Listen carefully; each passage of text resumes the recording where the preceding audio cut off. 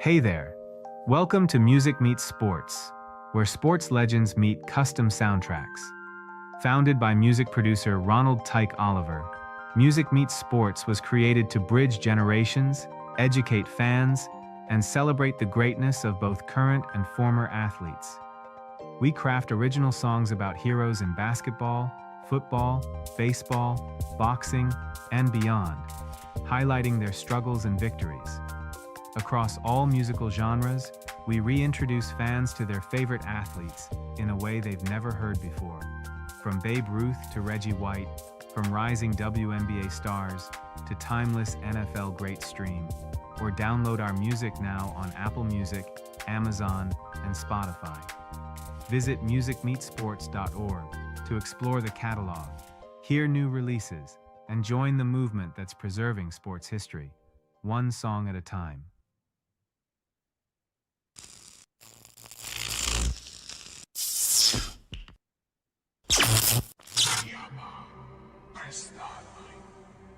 The world is changed. I feel it in the water. I feel it in the earth. I smell it in the air. Much that once was is lost. For none now live who remember it. Every fall, the war begins. 4 teams, no love, just wins. From Philly Bulls to Dallas Stars, the passion runs deep and leaves its scars. New York pride in that Meadowland blue. DC dreams trying to break through. Rivalries on, but the fire stays fresh. Blood, sweat, tis the NFC East clash. It's the NFC East clash. Every yard fall like somebody got hurt. Trash talk loud, predictions bold, but no team falls. When the season unfolds, Eagles fly, Giants grind, Cowboys shine. Commanders fine, every fan base ready to feast. It's war every year in the NFC East. Coaches change, but the hate remain. December games in icy rain. From Dak to Hurst to sack his birth. The headlines write themselves by the first. You think you're safe, not in the zone. Your record don't matter, this is homegrown. They circle these games from summer to snow. It's bragging rights and the show is soul. It's the NFC East class legends made. Broken dreams, your glory paid. 4th and inches, red zone heat. Miracles made on too many beats. Philly's mean, New York tough. Dallas loud, DC rough. No love, lost can't drive. Just pride and peace.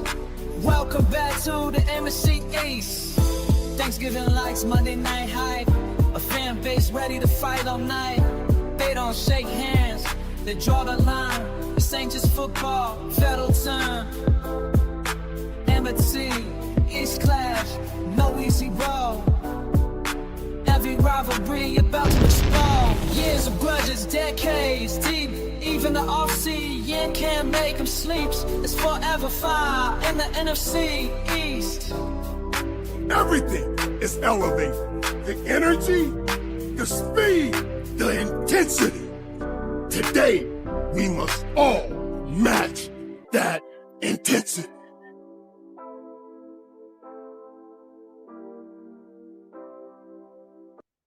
Diggs would be, is that help on the way a little sooner than Yes. I think Diggs is hopefully not only, as it turns out, the initial game or games, but certainly for the season. Counting on Diggs to really be a player for us. Is there a deadline to know whether Micah Parsons plans to play in week 1 or not? No, not at all. You don't have deadlines when you're playing under a contract. What's preventing you guys from talking right now? Again, really nothing. So why don't you talk? Again, nothing would be that, and we might or might not talk. And the rest of that gets in what we do every day. Even though he is under contract, are you guys comfortable if you don't get a deal done that he'll be ready to go for Philly? Well, again, all you got to go on are contracts. And we are negotiating for a contract. Well, when you do a contract, you would hope that after a negotiation, that's what both the team and the player look to see what our obligations are. And so I have a lot of respect for a contract. Would you like to get a deal done with the Ron Bland before the season's good? Again, anytime that we're anticipating improvement, which if we want to extend, that would call that a plus, an improvement on the overall picture. Anytime we can get that done, then that's a plus and a good event of the day. Jerry, what's your thoughts on how But it goes on all the time. how the documentary turned out? Well, good evening, everybody. Good evening, good evening. Wow, the week has flown by. We are at it again. We are already at Wednesday night. And what is Wednesday night? Well, it's the NFC East clash. Yes, it's the NFC East clash. It's getting a following. We really enjoy it. As you see by the thumbnail, we do have Mark Holmes going to join us tonight representing the Cowboys. We just keep pumping them out week after week. I'm excited. You heard Jerry Jones primetime right there. He gives you some good news. He kicks you in the gut. He gives you some good news. And then they start talking about the Netflix series. People are probably tired of hearing me talk about it. I want to know what's on your mind right now regarding this team, Micah Parsons, Jerry Jones, and the whole shebang. Like, what's going on, brother? First, good evening, and what's going on, man? It's frustrating to me. Sorry.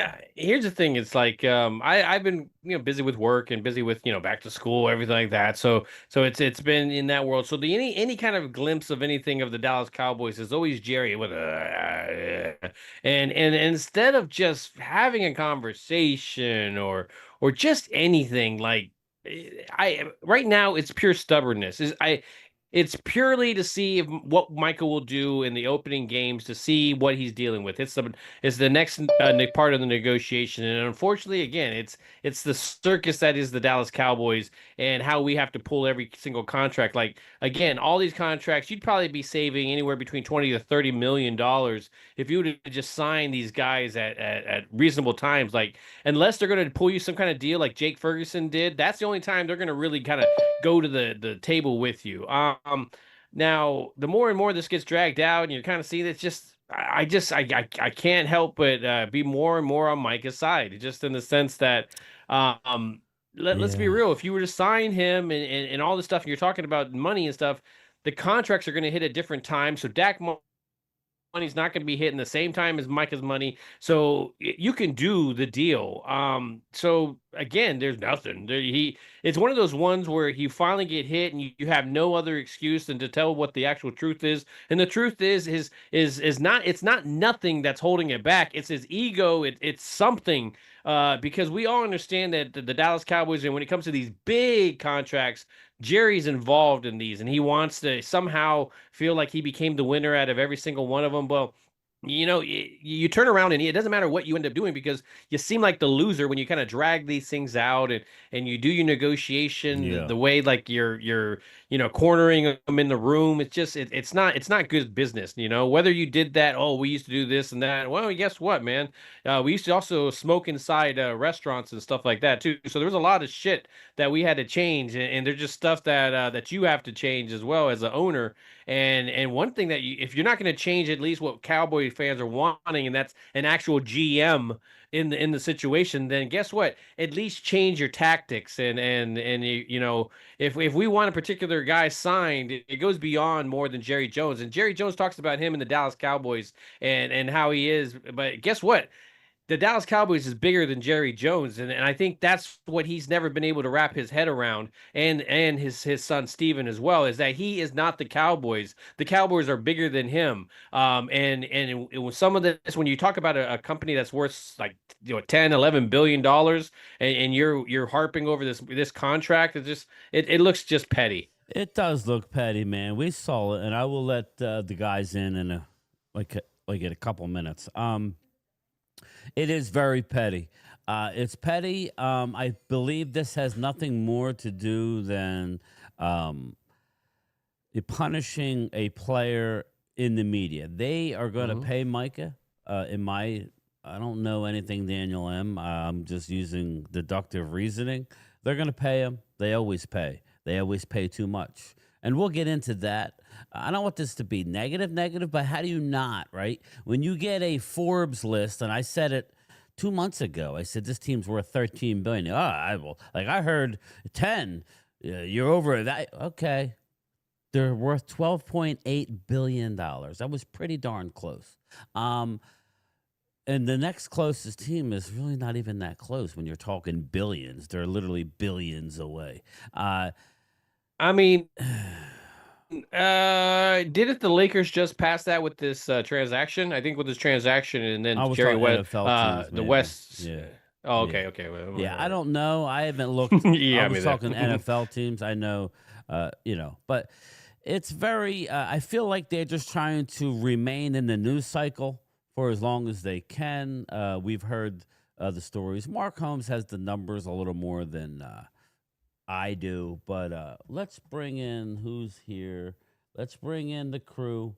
Yeah, Jimbo, and he's right. I mean, when Jerry says that what he's saying is correct, I get what he's going around, but your whole argument shouldn't be this is how I stand my ground. I'm standing my ground because he's under contract. It's like, dude, if you have a star player and you don't want him to hit the market, I think you just try to sign him up as quickly as possible. But I don't know how you're not taking that tactic. Yeah, well, the man, the myth. Let's start by we got Primetime and myself. We got Jesse Montanez. We got Momo, and we got the man, the myth, the legend. And that other guy looks pretty familiar. Mark Holmes. Before we get everybody involved, I need to have Mark's latest. I know we see his videos, but we got him in front of us. Mark, please explain or tell people what you think is going on with this old man. I can't defend him anymore. I cannot. You're muted, Mark. Yes, Joe.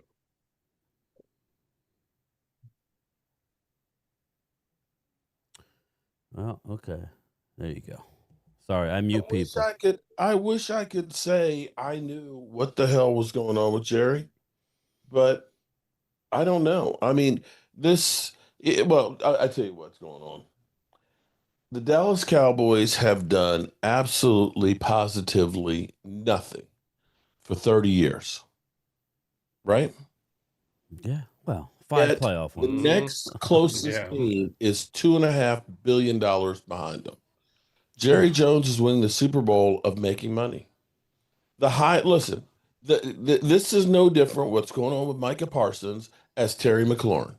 It's just as ugly with Terry McLaurin. Or at least it was. There's rumors that they're closing in on a deal, but it'll be a lot less than what Terry wants.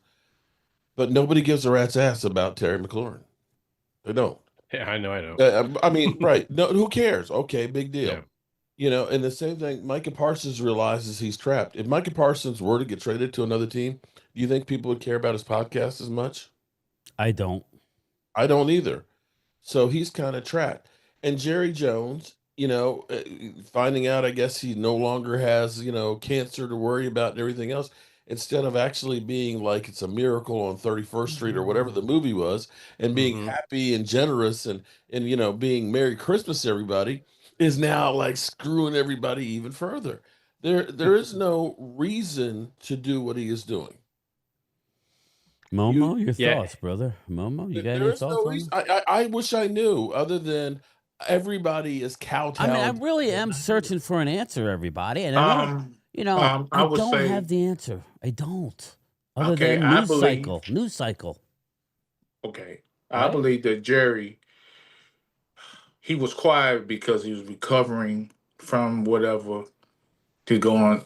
It was recovering, and he was just want to say, "Hey, son, I'll allow you to do this, do that. When I come back, if I'm fine, I'm going." This was 10 years ago, 15 years ago. He had cancer. Yeah, but what I'm saying is that because of the documentary going to show that he was going to lay low. That's all I'm saying. Until I believe that. I don't know what's going on. And now we got the coach coming out, Momo, saying, "Well, hold up, I had cancer." You had cancer. I had cancer. You know, and it's like it was a weird Even day for me. even our coaching staff is injured. Like when weird I day for look at him, me. I'm not going to watch this documentary. I'm tired. I'm tired of this whole living in the past '90s victory type of shit. And I need you to kind of put some new trophies up. You know, and as much as I really hadn't seen it, I know what Denzel Washington was saying. I'm pretty sure he said something in the sense that you just need, the difference That was between beautiful. I think he sums it up, man. It's just we're tired of it. Walker Wade with Super Chat. We will win when Jerry kicks the bucket. Okay, and also I like to comment what Mark said. He didn't comment on it. I believe that the deal with Terry is because Terry wants 30 plus. DK Metcalf money. He's not gonna give him $33 million. You forget that. He's gonna sell it between $28 and $30 million. I don't even know if he's gonna get that much. I don't think he deserved that much, but I mean, good luck with it. I mean, it's kind of one of those things as the rest of the division. We like you guys spending your money on him and stuff. So yeah, no. What I'm saying is that's because that's what he's looking because if he's expected to get 33 million, that's close up to the top receiver, the top 4 receivers. That's crazy money. At the moment, but that's all subject to change. Okay, think about this time. I mean, last year, before CD and everything else, it was Tariq Hill at 30 million. Now we're at 41 million. So real quick, Mark, give the number. Mark, give the number. I was watching the video. Give the number of how much more the Dallas Cowboys are paying, and then we'll get Rob A in here, and then a Jesse with a G. Just explain how much more Dallas is paying. Aren't they paying like 60? Actually, they're estimating with Micah Parsons' deal between Micah, Dak, and CD that it's actually waiting has cost them about $85 million. As far as cap space. Although I will say it's kind of relative because you didn't pay it this year, it's kind of next year. Where it really hurts them is, and for example, take Ferguson. Okay, Ferguson, you got his deal done, but his cap number is still that 3.9 million that it was. The next year, even though the deal was 13 million, next year it's only like 9 million. It doesn't actually hit 13 million, I think, until the third year from now, but there's no guaranteed money left, and you could actually walk away from them. And see, the problem you have, like with Mike, is, and although it's really not a problem, even if you pay him $42 million, you're going to get some more cap relief this year. So you're going to save yourself about 10 or 12 million, right? So next year, depending on how they structure it, it could be that it's a $40 million, $45 million cap hit, but you got the triggers that are built in, like CeeDee Lamb. CeeDee Lamb is $34.5 million per year, but his cap number is only 14 million this year. Yeah, and if you're really on the list. And if you're really worried about it, I know the NFL at some point is really going to step in and kind of ban this whole adding years to the contract so they can void them, put stuff out there. You got it. That's why you got to do the contract now as it still stands, so you can do that because by the time you know it here in the next year or two, I don't think that's going to be a thing anymore. But here's the other part of the equation. Okay, see, this is where the Eagles understand that in 2029, the NFL is voiding the television contract. Yeah, going back. Okay, they're not voiding it because they're trying to look for a better deal for us, the fans. No. Now, I know I ended up getting Peacock TV last year just because of one game. I don't watch TV, and I've had Peacock. I like Brooklyn Nine-Nine on there. So it went from $7.99. WWE. I got a notice the other day that said, "Oh, it's going to $13.99." The very next day, it hit at $13.99. I'm like, "Wait a minute! I'm spending $13.99 and I watched one football game on." Yeah. So expensive game. That's you don't put that. Game. You don't put that reminder to cancel your subscription. I forget about that. So, Randy McIntyre with the super chat. Wins, losses don't matter to Jerry. Just attention. I agree, and I believe. And I want to get Rob in here. Rob A. We saw, I don't know if you saw it. I played a little clip of Jerry. Basically, see now, I've fallen and I can't get up. Like I've been telling everybody, Diggs will be available shortly. They're playing a game with him as well. Again, they don't like to be they don't like to be put in the light where they don't know, they don't have all the answers. And it seems like Diggs recovered faster this year under his own. When it comes to roster moves and because this the new injury staff sucks ass. Yeah, I don't know what's going on. We could touch on that, but Rob, what were your thoughts on what, if you heard what Jerry said regarding Micah? Still him hauling around. He's going to do the deal, but he's really making Micah pay. As an Eagle fan, who you see your GM addressing these contracts earlier, right? And I got into it with Mike Fisher, and I want to talk to Mark about that in a little bit. But what's your thought on that, man? You see what the Eagles do. Again, you guys address it early. You earmark, like what players you want to keep, and you hit it early. That's kind of what you want to do. Why is Jerry doing this to Micah as an Eagle fan's perspective? What's your thought? The attention. I just think he likes the attention. He likes, being the headlines. I mean, I think before he's always been that way, but I think this year he's just more open about saying this is what he is. He's just more unapologetically open about just, hey, we're a soap opera, and when things fizzle down, I'm gonna stir some more shit up to stay relevant. I think his relevancy is more in the attention than it is into winning. I think is he focuses more on the attention and as Mark puts it, they're talked about, on different networks, ESPN, Fox Sports, Colin Cowherd and everything. And he likes the relevancy in that as opposed to just focusing on winning. And I think that's a disservice to the fans, and a disservice really to the players to a certain extent.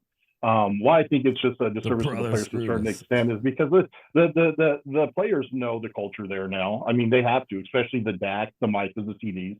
Dak's been there for 9 years now, and I think even deep down he knows they're not about winning. They're about staying relevant, and so that's why he took the money and stayed. He could have opted not to take the money and go test free agency and go somewhere else, even better chance of winning. But he took the bag and stayed put. And if you're serious about winning, don't sign with Dallas. If you're serious, get the bag, get the attention. Mark sells it all the time. Come to Dallas, you'll have a great career afterwards. You'll have. It's true though, and it is. No, it is. It is. It's true. You stay relevant that way as opposed to winning. And I think it's kind of like Dan Quinn. Like, we're going to stop the run on the way to the quarterback, right? That's Dan Quinn's philosophy. We're going to win on the way to making money. Yeah. Or we're going to make, that's it. We're going to try and win on the way to making money. Now, real quick, Mark Holmes, I was listening, and he gave you a shout out. He gave you Law Thomas, he called him. Mike Fisher's Law Nation, but he actually said his real name, Law Thomas. If you get your name right, you're in trouble. Yeah. I think that's what it is. What's going on, Clay? So Law gave me a shout out. No. Mike Fisher gave a bunch of people a shout out, including you. And he goes, Mark Holmes. Mark Holmes even helped me. And then he went on, and he wasn't necessarily on the side of the Joneses. He's been a little more critical, but I kind of got into the it last with 2 him. years he has been. Yeah, I got into I think like he a followed little the wave of the fans because he was kind of saying, well, they weren't in, like, he's doubling down on last year regarding it was Team Tank. Remember when Jerry came out and said they're going all in when really they were just the team blow it up. That was the team blow it up. And he was saying that they had no interest at all in King Henry, who's now with the Baltimore Ravens, right? Yep. And my contention is, my main problem is with the Dallas Cowboys is they don't address things. Like, if me and you were sitting here, Mark, and we are running the Cowboys, I am looking at contracts like 2 and 3 years down the road, all right? Or even at least 2 years down the road. And I'm saying, listen, who do we want to keep? That is if you understand your job. Who do we want to keep, Mark? We have to make decisions. We're not always going to be right. Like, you're going to make mistakes with Brandon Carr, right? You're going to make mistakes. Okay, that's part of it. But who do we want to keep? And let's do it now. Let's offer them some money now. But let me ask you guys a question. How, with his showmanship and circus act and everything that he's had, why doesn't he sign these players if he doesn't understand that jersey sales and news of the signing, things like that all come with those things. Like if you cannot tell me that Derrick Henry's jersey hitting as a Cowboy would not have gone off the shelf, where they would have been buying them like crazy. Like, so to me, it just seems like an investment there would have been something, at least if you're not trying to totally win it all. But I mean, it he just made seems the like point, marketing. Phil. He made the point that, well, it was team blow it up. I'm like, you have to think more than a year out. Meaning, how would Henry look this year, guys? How would Henry look this year with Jadon Blue, right? As opposed to even better, right? like you know what I mean? I get it. Henry for You're last year would have been okay. You're kind of putting lipstick on a pig. Henry this year with Jadon Blue would have gave you a little bit of thunder and lightning type of action. Yeah. Instead, Actually a threat, yeah. Now we're going with the Miles Sanders, who's been banged up, right? Phil Maffa. I like Phil Maffa, but I mean, we're going with Javonte Williams and Miles Sanders, right? That's what we're going with. Even on Madden, it's like, ugh. Listen, guys, and we'll get into the going after each other, but this is a big news cycle today. Why are we doing this continually, Mark? Why? And then I want to hear from Jesse. Mark, then Jesse. Like, with the G. You're trying to make sense of a crazy old man. Okay, with a $1 billion industry. Well, here's the thing. Here's the problem. Okay, well, first of all, here's the problem: is everybody is scared of Jerry Jones. When Jerry Jones went on 105.3 The Fan and said, "I don't expect people that I write a check to question what I do." Right? Yeah. So, do you think anybody is going to be in the building there going to say, "Jerry, you're stupid. You're wrong. Get this thing done"? They're going to be. You would hope that family somebody would to pop them in the face. The next problem you have is dementia. Steven should be the one. Yeah. You're dealing with somebody who's, I'm sorry, he's 83 years old. Do you actually think that he's really that sharp? And he's more worried about Hollywood. He's worried about the real estate ventures that he has. He worries about, being an NFL owner. You can't run as a GM. And then you got Catboy and Marketplace Grill as his assistant that don't know shit about doing contracts and how it all works. They're still trying to run a business like they did back in the early 90s. Yeah. Back when Earl's Video and Blockbuster Video were there and IBM and Xerox. You're trying, and hell, Kmart. You're still trying to run businesses there the same way. And it doesn't work now. He thinks that, honestly, if I have Micah Parsons sit out the first 2 games, well, that worked with Emmitt Smith, so I'll win the Super Bowl that way. If I just pay Dak a whole bunch of money, then we're going to win the Super Bowl. This is craziness. This is not how it works. We all know that a quarterback has to have talent. Brock Purdy proved that last year. Does anybody think with Ayuk gone for 6 months that the 49ers are going to do anything on offense? Yeah, right. Well, I mean, they believe so. So, I mean, let me grab these 2 super chats real quick. We got Randy McIntyre. Wins, losses don't matter. Jerry wants attention. Randy, yeah, I think you're right. West Virginia country boy, great to see Mark on your channel. Yeah, people have been crying for it. So here you go, everybody. I'm going to try and do something right before the start of the season. I know if Philly wants to, and you got Randy McIntyre with the super chat says, going to be the same shit next year with Tyler Smith. Oh, right. It It is. Yeah. That's the worst part about it. They should be right now working on Bland and Tyler Smith. Micah Parsons should already be done. We have to be proactive instead of being reactive. That's the Cowboys. They're always 2 steps behind on everything. Yeah, it's ridiculous. It's absolutely ridiculous. Jesse, what's going on? Are you awake, brother? I'm fine and dandy here, just here nice and quiet like a church mouse. Yeah, so what's your, before we get into the the Giants are going to be, man, they're going to be loud. Before we get into the actual clash, what's your thought about Jerry Jones? Anything from a Giants perspective that you can relate to, or this is just... Well, I'll tell you what, guys, and Mark, it's a pleasure meeting you. Hey. First of all, Jerry is living in the 90s, in the past. He thinks because the guys back in the day would run into a wall for him and whatever, didn't care more about the game than the money. These kids nowadays want their bag, as Phil was saying. They want their bag. There's no way. And what did he say recently? What did he say just recently? He loves a soap opera. Yeah. And that spells it right there. That he just ratted on himself. All these Cowboys fans saw that. They went crazy. And I don't blame them. I think it's like I think it's like 51st dates. I think he wakes up thinking it's the 90s every single day. Like he just He thinks it's a hangover. It's like the hangover. Wakes up and what the hell's going on? Still, he thinks But the top thing's off. But the top's You should have paid Parsons a long time ago.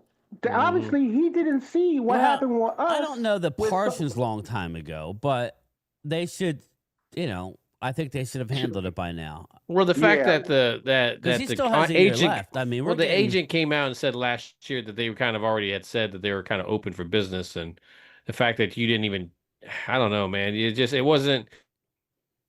It's like what Mark is saying. I mean, when he's talking about Jake Ferguson's, I mean, his initial contract still continues to go, and then it continues the extension after that. And that's what would happen. It's not like any negotiation you're doing is just going to go, okay, well, it's adding money right now at this moment. Right. Like, so to me, it's just crazy. It's just crazy. And the same thing, one last thing, the shit show that happened to the Giants, he didn't see that? Well, he think that's going to happen to him? My thing, I laid out, I don't need to do it again. I laid out what happened. They won their Super Bowls, then they concentrated on building the brand, and they haven't looked back. They've built the brand, right? But now it's time to win. Now, what we normally do here is you start off the clash, and I want to let Momo start it off. Momo normally has some good questions. Are we ready? Momo, do you have some questions for... You know what? Ask Mark Holmes. Go after Mark right now. This is the gospel according to Momo. Look, Momo's going to lead off the clash. And here's my problem. I know what grinds my gears. Dak really grinds my gears. He's a big Dak supporter. Dak Prescott is I believe, going to have a good year. But I also did believe that Dak Prescott is going to cost you at least 2 or 3 games with his bad because he doesn't see the field as great as you think he does. And my question to ask you, he lost some weight. Do you think Dak, with all these weapons he has, do you think he gonna be accurate on these weapons? Because in the past he hasn't been. Oh, you're so wrong, Momo. Come on, get him. You watch football? Yeah, I do. I'm asking a question. You do realize, I asked the question. You do realize that Dak Prescott is one of the most accurate deep throwers in the NFL. You do realize that, right? The problem for the Cowboys is A, the offensive line has been shit, and he's having to run around in the pocket, and B, he hasn't had wide receivers that could get separation. The Dallas Cowboys, by over a yard, were the worst team in separation last year. Right. So in which case, and compound that with having the worst running game. We got better running the football the second half of the season because we had Cooper Rush, but we were literally, because I went through the numbers of every single year of the Cowboys' existence, and the first 8 games of the season when Dak Prescott played was the very worst running attack in the Cowboys' history. So if you're telling me that you have the worst running attack in football, you have 2 rookie offensive linemen, one who literally was like a bullfighter, ole, anytime anybody went to the inside, and your wide receivers can't get open, and you're saying that the quarterback's going to cost you a couple of games? I believe that he will. I think he has cost you a couple and of games. course, your quarterback's going to win you 10 extra ones because you're sucking on his nuts. Come on, Hey, Momo, I'll go to your defense. Hey, don't be a little salty on my quarterback nuts. The only hope the Cowboys have is Dak Prescott's arm. Okay. Let's be real here. Okay. Jaden Blue looked pretty good. Malik Davis looked pretty good. I'm sorry, not Jaden Blue. Phil Maffa looked pretty good in preseason against the Rams backups. But I don't think we're going to have a great running attack. If we're going to have a great running attack, it's going to be because Dak Prescott's hitting CeeDee Lamb and George Pickens and opening up the game. That's the only hope we have. We don't have run stoppers. Mozzie's looking in the mirror like the man in the mirror and says, I suck ass. Okay, so we're not going to stop the run. I like to ask one more question. We don't have enough. Let me get to the super chat. Let me get to the super chat. CZ, It's on you, Dak. It's on Dak. It's everyone else but Dak. Okay, hold on. Because I was just going want to ask to one question. Go ahead. Well, everybody can chime in on that question. It's for Mark, but anybody else want to? Okay. No, go ahead, Mo. Continue. I want to see. You got to go in. Go ahead.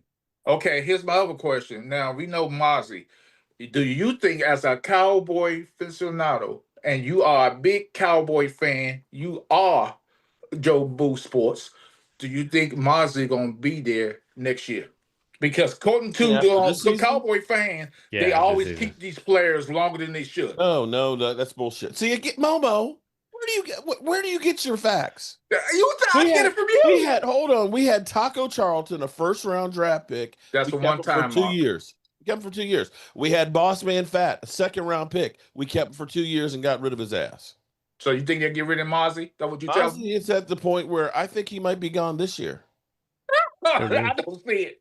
It would not surprise right now because he's getting beat off the line. He's not. It is so bad that I didn't even realize he played the first half of the game because he's cheap. He's on his rookie deal. He's a body, but they're not going to cut him this year. They unfortunately, the one thing that he did well, they're not asking him to do. And they've been yo-yo with this weight. Now they're talking about 1 technique and 3 technique. The thing he did good in college was being a big fat load as a run stopper, just hold the line. He was just like a giant turd in the toilet, okay? And clogged that sucker up. So am I delusional? He did play the first half of that game, didn't he? He did. He played. He was in there. I don't know if you call it play. Didn't do a damn thing. Last week? No, he played 2 series. Linda Conyers, Denzel, Jerry, there are Oscars and there are box offices. You haven't been to the show, you wouldn't know. I'm saying, man. Come on, did you love you that? Know what Denzel's a man. I know it's not my turn. I know it's not my turn. No, we're good. It's open. But Denzel pulled a Jerry Jones. Yep. He grabbed Jerry Jones to get more publicity for his movie. He's on First Take, and it's like, oh, they asked him though. He even said, "Let me go ahead and talk," because now everybody's talking. He's got a new movie out with Spike Lee because he used America's Team and Jerry Jones the way Jerry Jones did. All I'm saying is that, like, if I went on there and they asked me about Jerry and I gave him shit, and they'd be like, "Well, Phil's just trying to promote his YouTube channel." Like, man, I'm sick of his shit, man. That's just how it is. I'm just sick of Jerry's shit. I don't know. I love the comment. I love what Denzel said. He really couldn't be. I love it. But all right. Yeah, when it comes to Mazi, I think, let's see, contract year. If he has a great year, oh wow, who gives a shit? Because contract years, no, screw that, man. I don't want Mazi on the team going forward, even if he has an amazing year and stuff. If he goes somewhere else and is able to fool somebody and get a good pick, at least we get a compensation type of pick.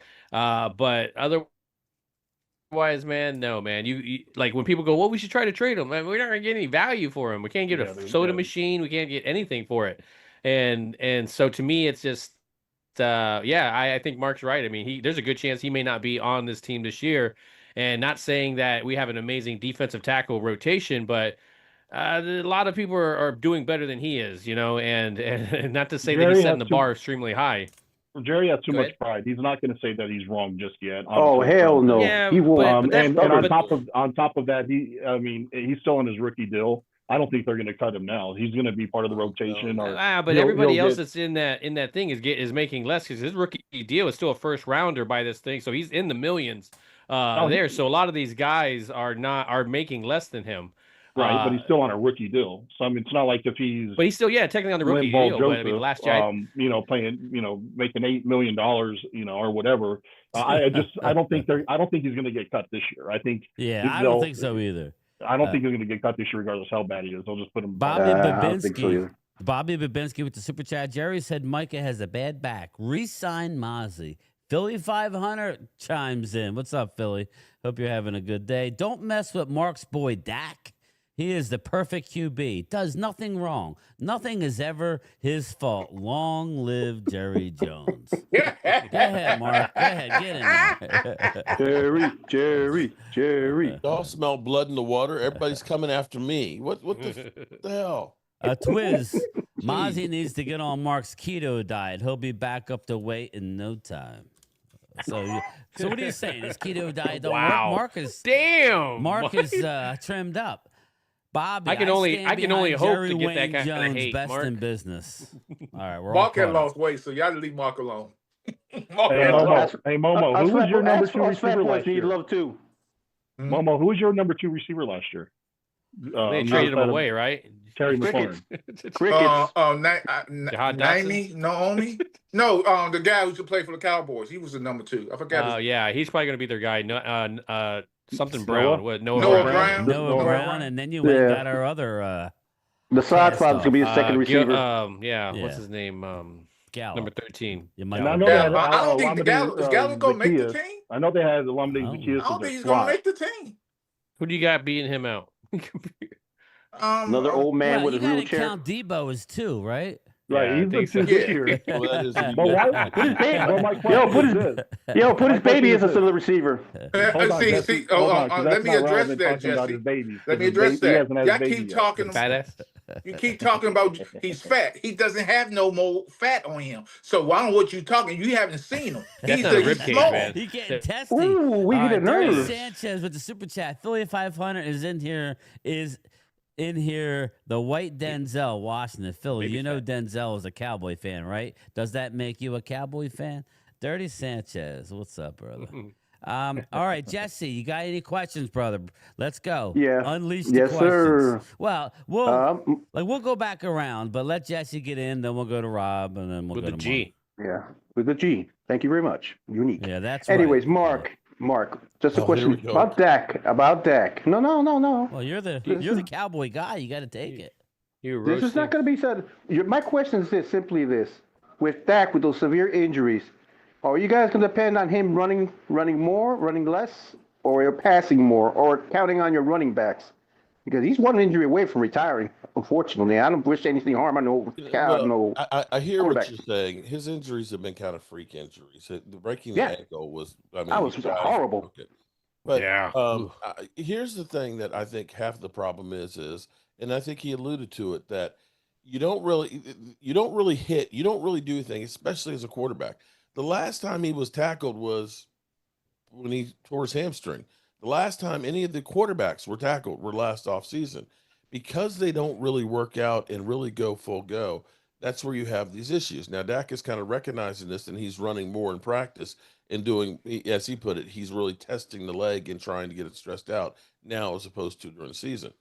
I think he probably will do more than he did last year as far as running, but I don't think we're going to look at him and be like Jalen Hurts as far as running and things. Oh, that's what I think.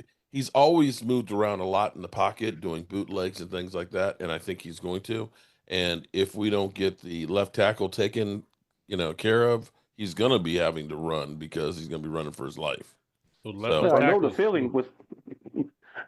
Sure, maybe. Did he get hurt? Did he get hurt running on one play, trying to get out of bounds? Any quarterback can be hurt in one play.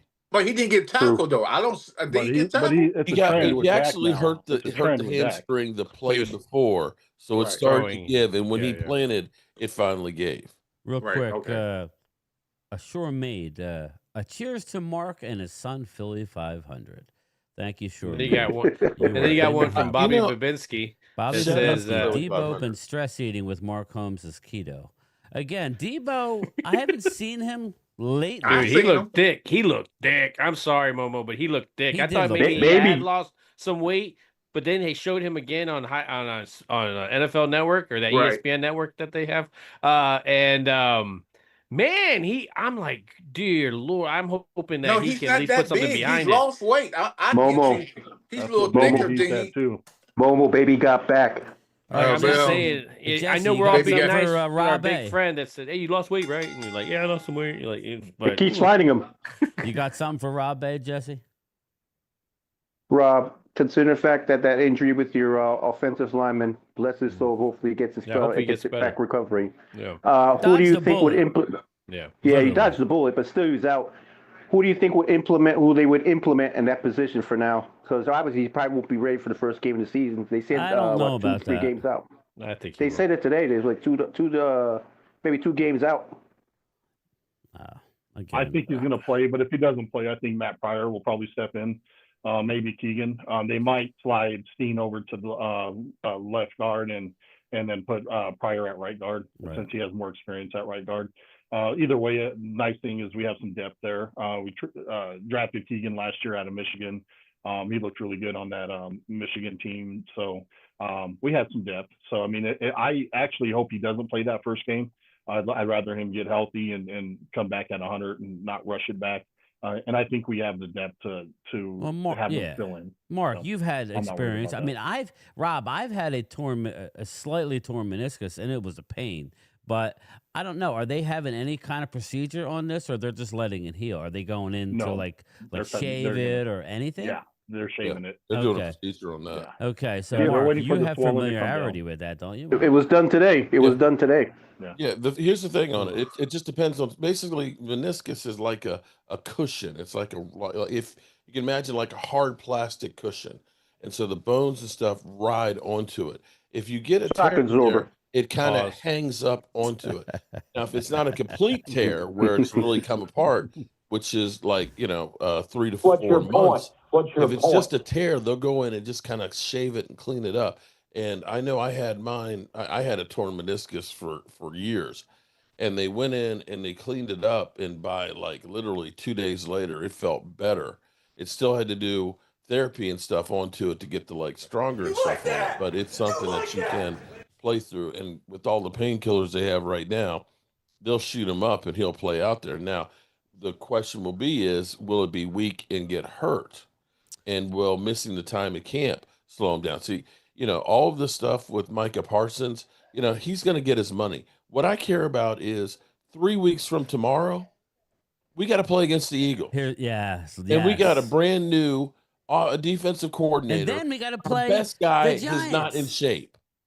We open up back-to-back divisional games. You got to be ready to go. Okay, you may not beat the Eagles. I get it. But then you got to be ready to go week 2 because if they don't play these damn starters in the ahead. preseason at some point, man, are they going to be able to? Are they going to be anything? We've seen them in the past couple of years, and they come out flat. Football shape. I hope nobody's in football shape. Yeah.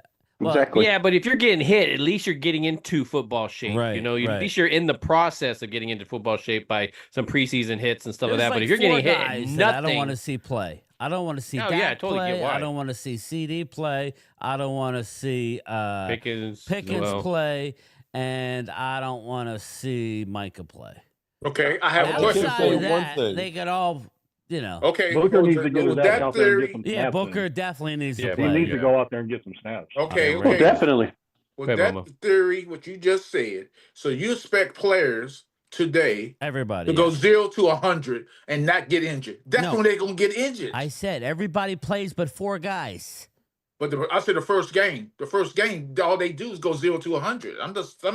Not 0 to 100, Momo. That's why there's preseason games and Momo. It's going to take four regular games to get them in football shape. I mean, they're working out. I mean, they're just not in football shape. But no team is. No player really is. I agree with you. Go out there and play. I'm not Rob A. I agree with you with that. Right. Yeah.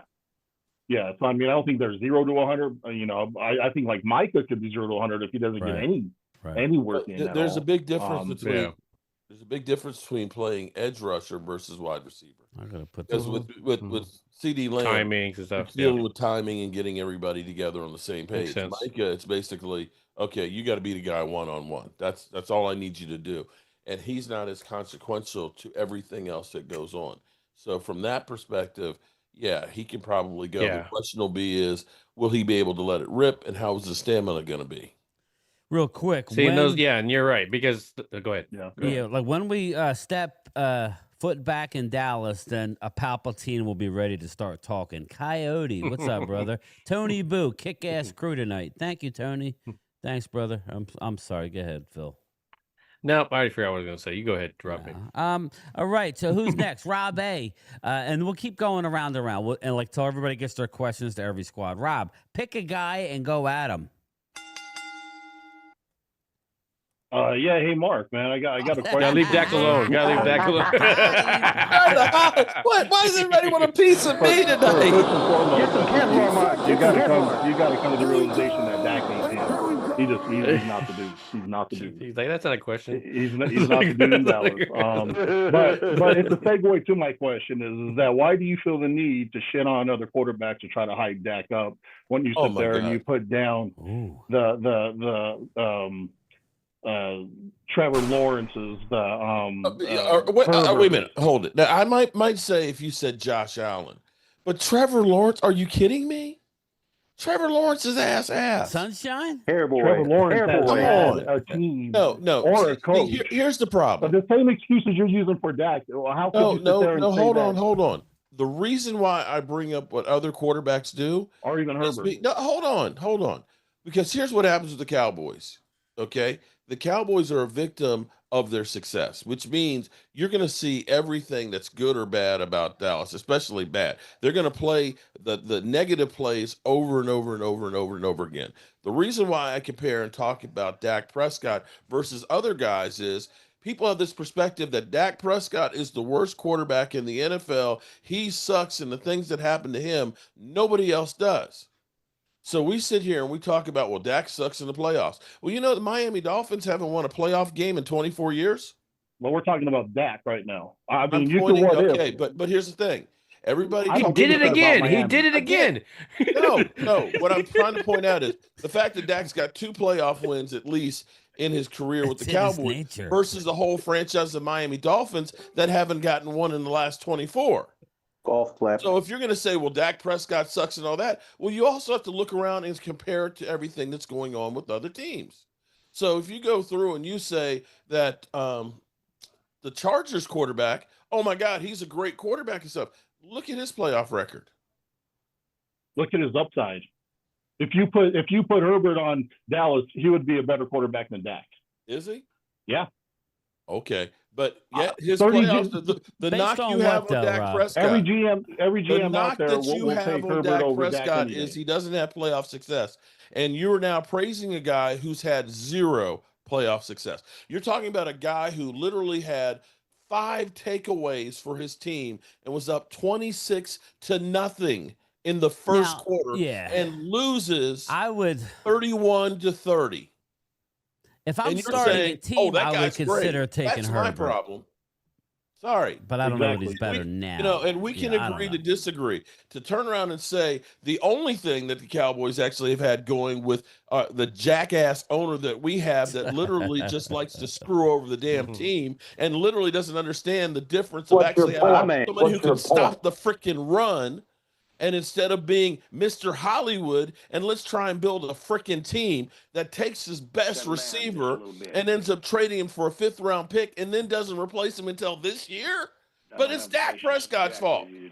Okay, it's Dak Prescott's fault. It's called expectations, Mark. When you're the highest paid out there, you got to elevate. And you know what? And here's where Jerry Jones is calculated. You can't continue to deflect all on Jerry. No. You can't continue to deflect all on Jerry. It's not just Jerry. These players got to be held accountable as well. That's the problem in Dallas. Is that in 30 years, you know what? I would take that argument. A third of your 30 years is on Dak. Rob, I would take that argument. A third of your 30 years the Cowboys is on Dak. in Jerry Jones's system was actually winning Super Bowls. Then Dak Prescott came along and he fucked up the model. The reality is if you take the 30 years since he has gotten rid of Jimmy Johnson, they've had more success with Dak Prescott than anybody else in there. And I'm not saying that I'm satisfied with that, but I can look at this and go into it when you talk about problems in the playoffs, and I can say that against the 49ers, they had 14 penalties, that their offensive line couldn't do shit, that your lead running back had 22 yards, and your only focus is, well, Dak sucks in the playoffs.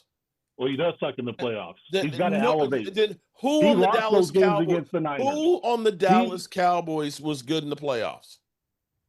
It's not like my running back got 150 yards. He helped. They helped. The 1 year, the defense was good. That was the 1 year. Super chat. I'm not saying the entirety of his career, but I'm simply saying that it's inexcusable for him to be. So against Aaron Rodgers, he's got 304 yards and 3 TDs. Was that playing ass? Dude, I'll tell you one thing, man. Dak and Jalen Hurts are the 2 subjects. Tom Brady and Tampa Bay. Was that ass? He ended up beating Seattle Seahawks in the playoffs. Was that that game sucking? against Tampa Bay? The fucking Buccaneers were under 500. You two guys, the team that everybody there, said was going to they beat were the there by Cowboys in the default. playoffs. They were there by default. Oh, okay. They were representing the South, not even being a 500 team, and they had no business being in the playoffs. But they won their division. Let me read the super chat. Let's get the super chat. Tom Let me get the Brady super as chat. I see you quarterback. put down Aikman over Dak. Stop it. He sucks, meaning Dak. Twiz, Coyote got one. You have been heard, brother. Do you take Dilfer over Lamar? It's just dumb talk. Do you take Dilfer over Lamar? It's just dumb talk. Coyote. Okay. My point is this. My point is take that Lamar. I'm not saying I would take Lamar as well. I'm not saying the Super Bowl aspirations, Mark. You keep saying, they don't have a team like the Eagles to go to the Super Bowl. But damn, dude, after 9 years, only 2 playoff wins, you got to expect more out of your quarterback to win more than 2 playoff games in 9 years. I think in general, I should expect my owner to do more than what his fucking shit does. I think you have good teams. We haven't. We've had some good teams. I don't think we've had great teams. But you've had good he needs supporting. More in the playoffs. Well, Dak needs that supporting guest. Hold on. Please tell me what average team in recent history has won a Super Bowl. Because when I look at it, hold on, no. Let's be clear here. Let's be clear here. The teams that are winning Super Bowls have pretty much been a super team. And teams have recognized what we have to do is we have to go out there and get extra talent. Your team didn't win the Super Bowl because they said that Jalen Hurts, we want you to go win it out but by yourself. You went out and got a 2,000-yard running back to go with a great offensive line, and you constantly keep adding personnel. I'm sitting here looking at your team where your secondary is kind of questionable. You went out and tried to sign another person. I've got a running game that's questionable. And what do? We sign Malik Davis. We got an offensive lineman who was a first-round pick, was kind of leaving you wanting. He got injured. So we got a guy who's Big Nate. Oh, we're all selling on Big Nate to try and plug that in. We got Mazi Smith, who's the man in the mirror who says, I suck, and you're not doing anything to try and take care of that hole. You got a secondary where 2 of your cornerbacks are injured. You're not even looking and saying, we could bring in an old guy like Stephon Gilmore. We have hole after hole after hole after hole, and we do absolutely positively nothing. Whether it was you guys that went out and got Saquon along with A.J. Brown to make your team better, whether it was the Rams that went out and got Odell Beckham Jr. and Von Miller, whether it was Tampa Bay that got Gronk and Tom Brady, teams that win the Super Bowl are active in plugging holes, and that is not the Dallas Cowboys. You have an owner that literally says we're going to do more with less, who wastes time on getting contracts signed till the very last minute. If the Cowboys were proactive instead of waiting till the season opener for Dak Prescott and said, you know what, we're going to get his deal done and we're going to go out and get Derrick Henry, and then we sucked, okay, I would say, yeah, it's just so do you feel bad for Dak for that? Because he hasn't given them any help? Because you just said they signed him the last day. If I were a player on the Cowboys and with this jackass for an owner, it's either we're going to try and win something, or if you're not going to try and win, I'm going to get every penny that I can get. I don't blame anything. And I hope Micah takes him to the bank for this shit that he's done to him. That he doesn't have a supporting cast. Do you feel bad for Dak? I do feel bad for Dak. I said, Dak, last year before this thing was done, I said I would like to see Dak Prescott go someplace else where he's appreciated and they try and build a team around him. Your team, he did what you just said. No. Your team, Philly 500 stuff with Jalen Hurts. He did. Well, I might as well take as much money as I can and just sign and be the highest. If we're not about winning, might as well. Then I guess that means Dak isn't about winning because he's like, well, shit. If we don't going to get out, I might as well take the bag. But here's the thing, though, Rob.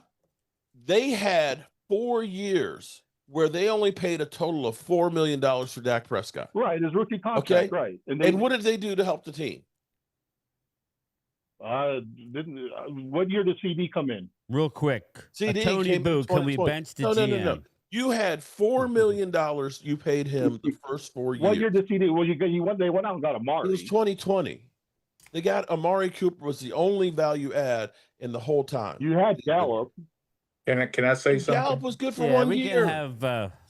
Let me read. I like to interject. This is a misnomer that everybody has. Michael Gallup, his sophomore year, had one good year. Every year after that, he went downhill. Yeah, he And was for whatever injured, reason, too. we decided after Mark. a 460-yard season, let's pay that guy because, he'll get back to that year 3 years ago. Okay, And he so never was any good. Philly so back to your 500 with a point, you're super saying chat. Dak said Here's the thing. Dak held to a different they're not standard. giving you Dak up is. from the take Come on, guys, you gotta the be most able to amount let of me. money I could take. You gotta let So me then read the he's super not chat, serious Rob. about winning. Philly All right, go ahead, 500. brother. Sorry Dak about held that. to a different standard. Dak is Herbert. Mark thinks Dak's teams are successful. 3 years of 12 wins and did nothing with it. Excuses. With the top-heavy roster. Philly because- 500 I coming just out like to say strong. That's your something. You know what? son, man. I'm just going to shut up because it doesn't matter. Y'all have your preconceived No, I just like to notions say and this one everything. thing. I'm just gonna make a statement. I'm just gonna be done with it. The higher the expectation for the Cowboys, they shrink. The higher the expectations, they shrink. I'm just saying. No, Well, but Dak here's the does that. thing. It's not the This is against expectation Green that the Bay. Cowboys are putting on them. The fucking media goes out here and they trash The them media all put the offseason. expectation And on you. no, think about this right Well, the now. contracts You've do. got All I hear ESPN is saying they've got the excuses to his, fourth worst coaching staff, that we have Right. the worst running game, that our Right. defensive line sucks, but somehow opening week it's going to be, well, they're a Super Bowl contender. That's Right. what's going to happen. Well, the Cowboys, they're a disappointment. They were a Super Bowl contender. You guys made them the Super Bowl contender after you said that they literally sucked. No, it's Jerry feeding Going into bullshit last year, and fans no. believing it. You said that in your video earlier. Said what? That Jerry feeds bullshit, and I'm sorry I bought into Jerry Jerry's does. bullshit. And you know what? We are fucking idiots for buying into So this. it's not ESPN and them feeding that bullshit. It's Jerry feeding it. Here's the thing, like when it comes to this team, Dak right now is not the problem of them winning. Okay, and when it comes down to it's yes, Dak is a winning championship, and Rob has a point. You're getting paid $60+ million. You're gonna get paid $75 next year, or whatever like that. You need to fucking win. Let's just be real. If you have downfalls, you need to be able to plug in those holes because that's what they're paying you. That's what you're taking up that roster. And if your agent and you couldn't figure out the fact that, hey, you can't do it the Tom Brady way and take less money and put it into the team, you can't because guess what? I hear what you're saying. The Joneses are not going to buy anything. And I totally get that. I totally understand that, because everything's through free agency. But this team has been good enough to at least win some playoff games. And they just they haven't done it. And the one time that I feel like the defense actually was good enough was in that one San Francisco game that he is talking about where they brought him under 20, where the offense should have done something. And that's the one where I look at going, Dak should have won that one. And the one where he slides at the end and stuff. There's like these little things, but I get it. I mean, the team is not great. Gregory hadn't tackled the offensive lineman, he would have had a little more time and he wouldn't have had to slit. Dude, there's a lot of stuff. You gave him 15 yards and a new set of downs. Dirty Sanchez. We heard Momo fart yesterday. He didn't sound like a virgin. Thought I would throw that, just throw some humor in there. Followed by Daz with the super chat. First it was Garrett's fault, then Kellen Moore, then Dan Quinn, I don't then like Kellen McCarthy. Moore. I don't think Kellen Moore no did weapons. Shit. Now it's Jerry. Everybody but Dak. Daz, you're in the hopper. It's always been Jerry. Brian, you know how it is. It is. Yeah, I mean, but that's the thing is like Jerry, I mean, we don't make that extra move and we're around that same thing with those other teams where they just don't spend anything. I agree. The Bengals, Phil, to your point, I agree with you. So what you're saying is exactly right. I don't think Jerry does enough to take you over the top to win a Super Bowl, but I think he does enough to make you more relevant than being a 2-win playoff team in 9 years. Yeah. And that's why mentality. How about a 4-win playoff let me get in here a little years? bit. Yeah, I would say this. I am, I'm rooting for Dak. I really am. He is he's a great person, and he's been through a lot. We act like he hasn't won anything. He does. He has won 2 playoff games. He single-handedly won the Russell Wilson game at home, the playoff game against Seattle. I agree. He did go on the road. Again, I know you're couching the 8-9. It wasn't a great team, but it was still Tom Brady. I get it. But anytime you go on the road and win a road game, I'm going to give you credit for it. It's not easy. Now, that being said, there are 2 games we earmarked. I am not holding that Green Bay game on Dak Prescott. We didn't make him punt, guys. We didn't make a team punt. You're not going to win the game. but it's But not the a two make or take Niners league games. either. What's that? It's not a make it. It ain't like 21 where you make the shot and you get the ball back. I mean, they didn't punt. You're right, but at the same time, Dallas did get the ball back after a Green Bay score, It wasn't and close, Dak didn't do shit man. with it. But that's the saying though, Rob. When you point to that same thing, I could point to a lot of games where Patrick Mahomes didn't score in the beginning, and then all of a sudden, because his defense kept him in the game, he won it at the end. I don't know that, Coyote. And there's a lot of stuff in there. I don't know, Mark. So, do you know this and that's answer? a lot of his like career. Coyote says, Dak has been in multiple number one offenses. I think he's been in a couple, maybe. Right? A maybe. couple of them, but The 12-year wins. Here's the thing. Just hold on for one second. Just It's turned into a Dak bashing. I guess they see Mark and they see blood in the water. But here's the problem with the Cowboys, where Jerry Jones. Hold on, Jerry Jones. Our rosters are always top heavy, okay. And the problem is we have about 7 to 8 really great players. The problem is when you get a Tyron Smith who is nicked up, you get a Zeke Elliott with the PCL injury, you get a Tony Pollard who's got a plantar fasciitis, and you got a Mari Cooper who's checked out going into the playoffs. And when you're going to chop liver behind that, you are not a good team. I would say, And yeah, that has depth been the chart biggest problem is the Cowboys don't have depth. No, they suck And at you it. have to have that. And when you are top heavy and you have to play those guys all the time, by the time the season ends, those guys are worn the F out. Every team has that same. Hold on. Mark. Take a look at every Zeke team Elliott. is hurt and injured and tired at the end of the season. Bro, Every team is. Bro, Well, but your some team more than is others, so though. deep in comparison. Super chat, We don't guys. even listen. Yeah, I we got don't two even of them. have starting defensive linemen. And literally last year, we were picking up guys after training camp like Carl Lawson that ended up being guys we played all season. The Cowboys have no depth. Your head coach is We're sitting here waiting for Diggs hopefully to get back. They're not looking at replacing him with anybody. The guys we're putting in here, some of these are undrafted rookie Nick free Heatman agents. came out and said we may be bringing in not one but two corners, but it's not. I don't know who they are. Real Okay, quick, so let me say After this. training Bobby camp, they don't Babinski, know one shit playoff about win the every- system. Bobby Jump in Babinski, there, one Mo. Go playoff ahead. win every 5 years. In the last 30, mediocre. West Virginia country boy, great show. Okay. Okay, let me go ahead. I want to say this real quick. I just think we can stop blaming. Philly For me, 500, I'm not Philly going. won. Yeah. I'm not going to blame Dak because look at the years before Dak got there was Romo. His expectations was high too, and he could not meet. So it wasn't just Dak was to meet those No one expectations. thinks It was Romo Dak. too. We're talking about It was now. Romo too. We're talking about Let's be now. fair. Momo, you gotta say one thing too. They had a string of bad coaches. Coach Clapp, McCarthy. I mean, come on Yeah, now. Coach Clapp. Yeah, they What do you mean, Mike McCarthy is a bad I coach? like McCarthy. Last year, when Mark was on Sill's show, he said he would take him over our vampire I like coach. McCarthy. He's the Super Bowl winning coach. Do y'all realize Mark be trolling y'all guys? He be trolling.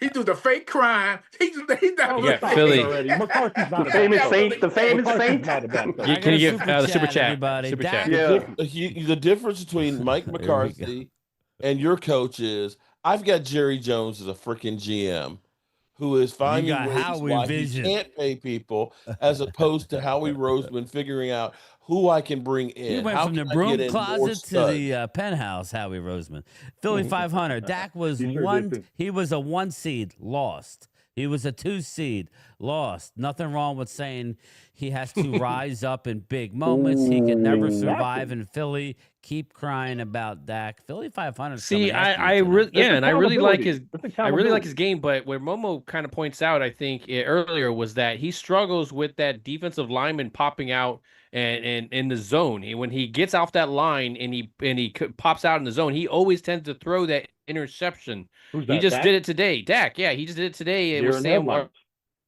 or Sam Williams. I mean, Sam Williams dropped back from the line and boom, that's what he did. He picked it off. He does not see that particular guy in that area. You're right. You're right. The Savage read him in that Green Bay game from the get-go. He jumped that route and he was in the end zone before Dak could even blink those deer in the headlights look in his head. All I'm saying, Rob, is this. Absolutely. I look at the history of the Cowboys and their quarterbacks. I'm just saying, I'm not here to blame no quarterback. Actually, I am. But you look at the history. Before Dak, there was Romo. For him, who was the quarterback for the Cowboys that no one wants to talk about? Ryan Leaf. Oh no, Quincy Carter. I don't know. Let's turn the subject before Mark. You know what? That's what I'm My saying. last point, game time, Controversial is. Let me just make my last point. Then I'm just going to mute myself. Momo, you're right. You're right. You're absolutely right. There's been quarterbacks before that, but my point is simply this: is that if Dak's mentality is they're not going to give me help, so F it. I'm just going to take. I'll do the same. Well, let me finish. I'm going to take the bag. I'm going to get paid the highest, and I'm going to chill. If that's the mentality, then I would never want Dak in an Eagles uniform, because I don't want a mentality is shit. If they're going to give me help, I want to be the highest paid. I want someone who's going to right now. We don't know. They're expecting to get Lamar paid, and he'll be higher than Dak between now and the beginning of the season. So you're saying that that's the same thing with Lamar? Well, Lamar's no So are we going to say that about anybody? Are we going to say that about anybody who wants to get paid? He's been an MVP. That's true. Hey, Rob, you know that reminds me of Wentz. But he chokes too. Hey, so we can go ahead and put those on the top two. So the most controversial conversations is, of course, always Dak and Jalen Hurts. So anytime you bring those two up, man, it can get heated. I mean, Lamar too. Lamar chokes in crucial moments too. Absolutely. Yeah, but we all can agree that he's a choker. He is a choker. Yeah, we can all agree with that. I said that to Terrence Parsons last week or whatever when he was on about being a choker. And he was like, I'll take Lamar over Jalen. Okay, well, you can take the regular season MVP, and I'll take the Super Bowl MVP. Because Jalen's clutch. Well, if I'm going to take an athlete, like I said, I would challenge Parsons' brother any day of the week, because that's all that was about, fanboyism. He was just doing the fanboy thing. Okay, so guys, let me ask you a question. As this NFC East, which team has the least? When you put them on the 1, 2, 3, 4, who's on the bottom of the quarterbacks of these teams? Wilson. On your ranking. Wilson. No Wilson. Wilson. Wilson, then Dak, then Jaden, and then Jalen. Jaden, we'll see this year. Wonder Boy. We'll see what Wonder Boy has this year. He didn't have a number 2 with the super chat. Mark feels this way about Dak because he has lost for 30 years and don't know what it's like to win. Long live Jerry Jones. Yeah, he's killing you. Hey, Philly, what happened with Dan Salio the last 2 weeks? He ain't called us about being on the show. He had Jim Kelly on today, I thought, in your time slot. So. You like Jim Kelly? I love Jim Kelly. He's in a Waleska cave. Yeah, he's with Hamid in a cave somewhere. But anyway, now I know Mark said he had an hour. Feel free. Listen, we need to turn our sights on the Commandos and the Giants. Yes. So let's commodes. Jesse Jesse, go after somebody other than Mark, please. Well, I'm that's up for Momo. Yo, Momo, what's up with Scary? Nothing. I mean, it's a contract. Exactly. So where's that? Well, so where's going to leave you at? He's going to get a contract. I don't know where. I don't think he's going to get. What in? When November? It doesn't matter when this is going to happen. Here's my thing about the contract. The contract he wants is too high. They're not going to pay him no $33-35 million. I hate to break the news to you, but I hate to break the news to you, but that owner you got, the Sixers have, and he's cheap as hell. So I get it, Jesse. But end of the day, when we play y'all, we gonna put a 40. I believe the final score gonna be 48 to. This is not Madden, dude. It's not gonna happen. This ain't gonna be. You're gonna wish you was on Madden after this game. Your quarterback's look with this defense we have in the league. It doesn't make the defense. Defensive players. That defense is gonna put your. We're gonna run the ball. Play action in his ass. So that's what he's gonna have. He's gonna have sprain. He's gonna need ass sprints when he gets done with him. Do a lot of talking though, and I don't feel like doing talking. I want to. I go like this every time. Show me the money, Jesse. Show me the money, Jesse. I ain't worried about money. I'll show you a quarterback on his ass with a couple pictures. I can show you Russell Wilson throwing 4 picks. I can show you your quarterback looking like a dying cockroach. So you think Russell Wilson is a very good quarterback at this time in his career? Jaden is good, bro. I'm telling you, he's good. Don't worry, we'll fix his ass. was good last He's year. got just Wonder as Boy was many good wins in last the year. This playoffs is as this Dak year, does. Rob. Come on now. With And that he was a offensive rookie last line, year. he ain't And he going didn't even have a nowhere. number 2. He didn't even have a Well, number he's going 2. to get number 2 when he see our defense coming at him. Well, maybe, but I'm just saying, Jaden's the real deal, bro. Yeah, I we'll got see. This two is tough super for you. chats from respect. Twiz. He's I a got to good slow my quarterback. chat down. That's what I got to start doing because I can't keep up, shithead.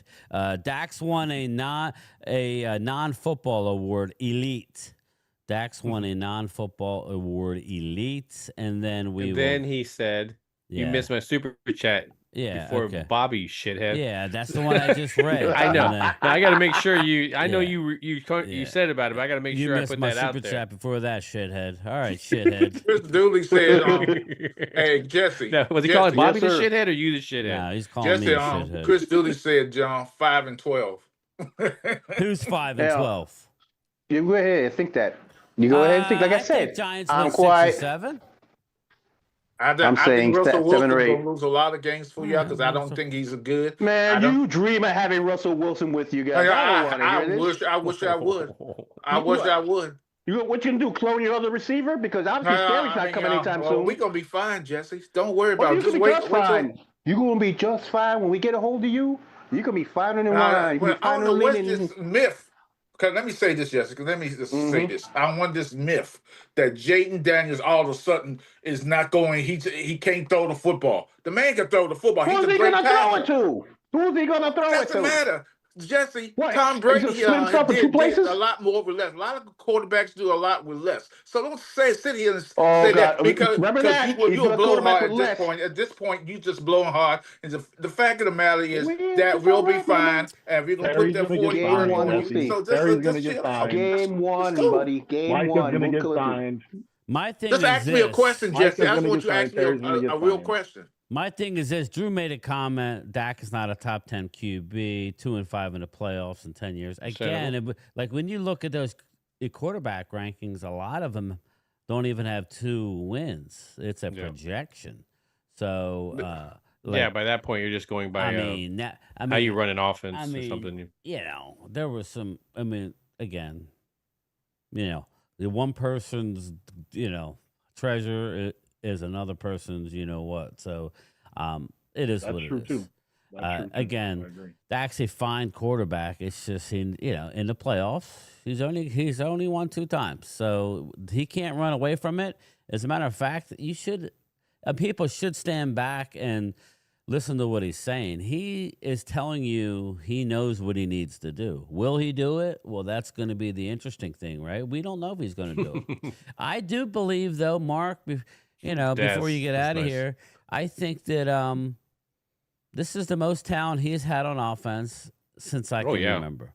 Defense, though. You mean on wide receivers? It's not the most talent he's had on the offensive line. 2016. No, I just said on offense. Just an offense. He's got 2 receivers. He's got 2 receivers and a tight end. Do you really think that he's got great talent at running back? A great talent? No, I think he's got good talent. Well, talent enough to win. Remains to be seen. Super Bowls you normally don't have. That haven't been. I think he has enough to be able to score some stuff. What Eagles you can't tell. What Eagles have with Barkley is not the norm. Normally, it's just a regular guy. He's a phenom. Yeah, that's an anomaly.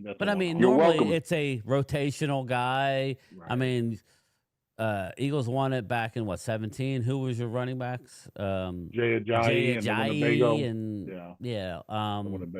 so Blunt, I think LeGarrette Blunt. Yeah, LeGarrette Blunt. Smoke a Oregon. Yeah, Oregon. Yep, Oregon in the house, baby. That was a big boy. I knew you were going to say that. Well, it's true. But I'm just saying that's kind of what, So I think the line is actually played well. It's actually been playing well. I think people are going to be surprised. But, I'm not going to let the cat out of the bag. Hit the like. Not even half Super of chat us button. did. Appreciate Thank that, you, man. Tony. Thank you. I appreciate it. Everybody forgets to hit the like button. I don't beg for likes, but I should. So I really should.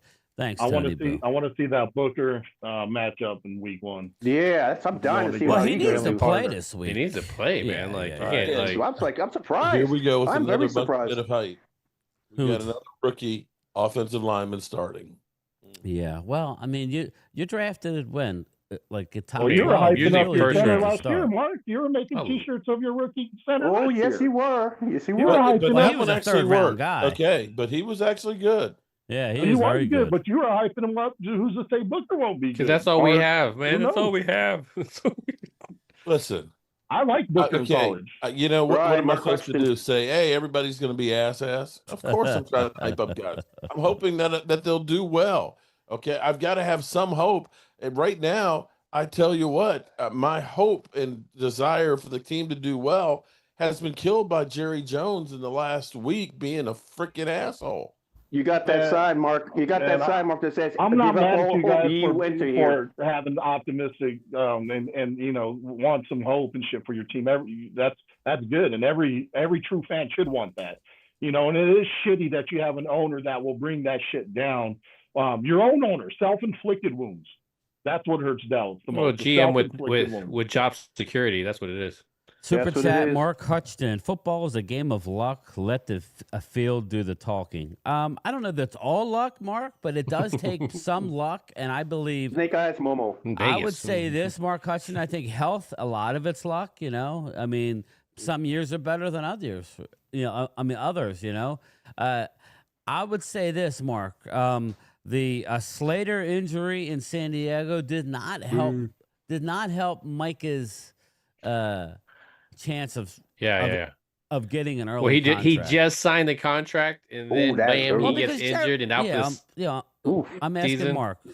Just zip it for a second, not you, Phil, but Mark. So, what's your thought on that? You know what? Here's what I will say.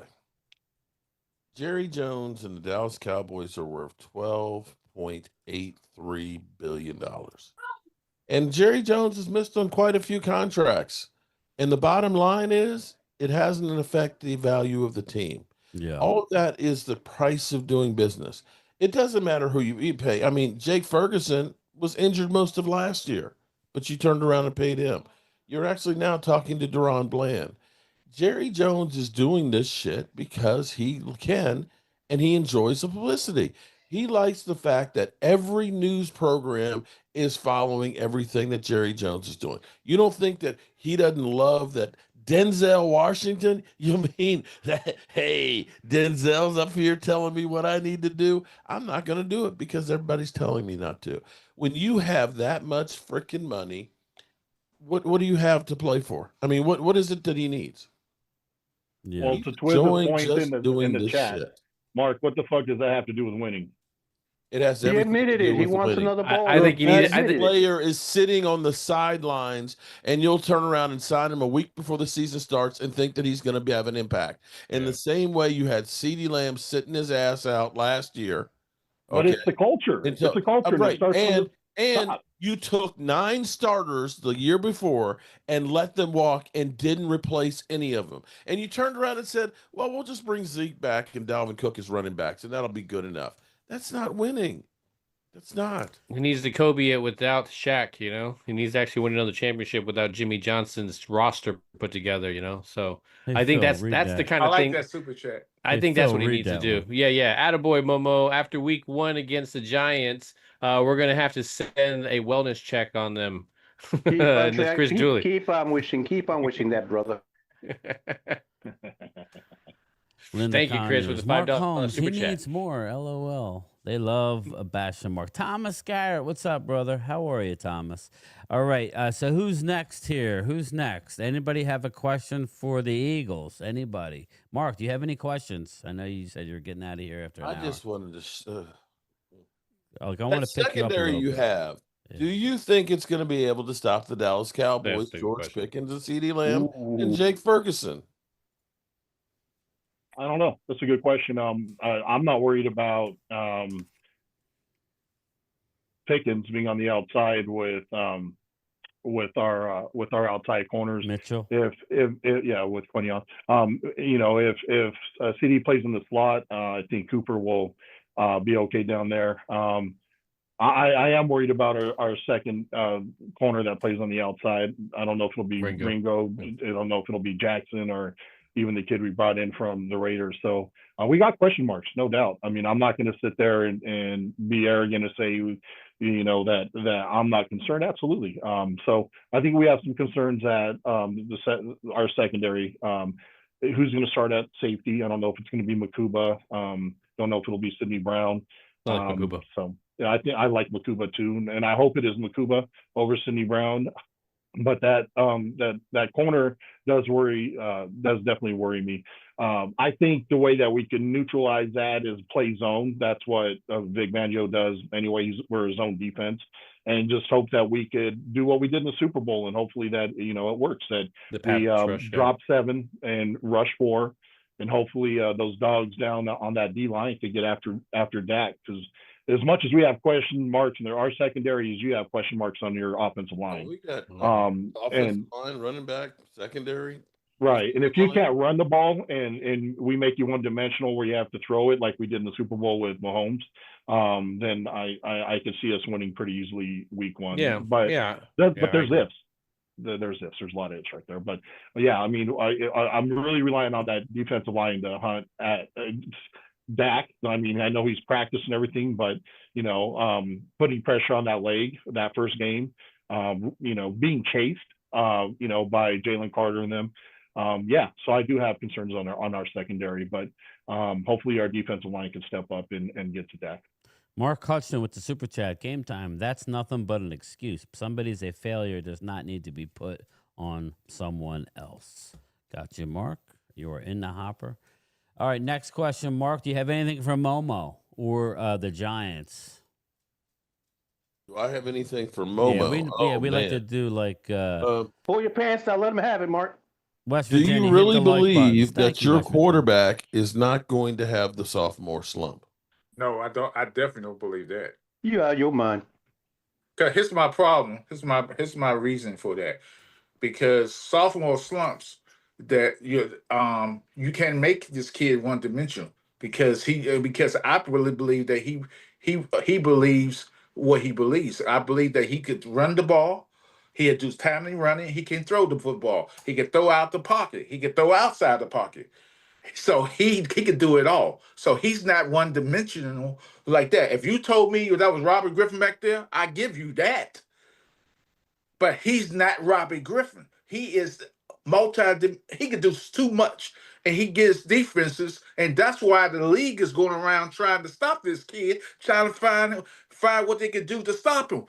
His game is too good at this point, and it's remarkable what he has done, and he's going to show that this so-called sophomore slump is a myth, because everybody keeps talking about sophomore slump, and when I mentioned Mahomes and other quarterbacks sophomore slump, nobody wants to talk about that. They think because my team, who was the bottom of the barrel that Daniel Snyder destroyed and dismantled, bringing in old-ass players. No, Dan Quinn is wrong. I have a problem with Dan Quinn bringing out these old-ass players. Why are you bringing out old players? We need to start young. You have a young quarterback.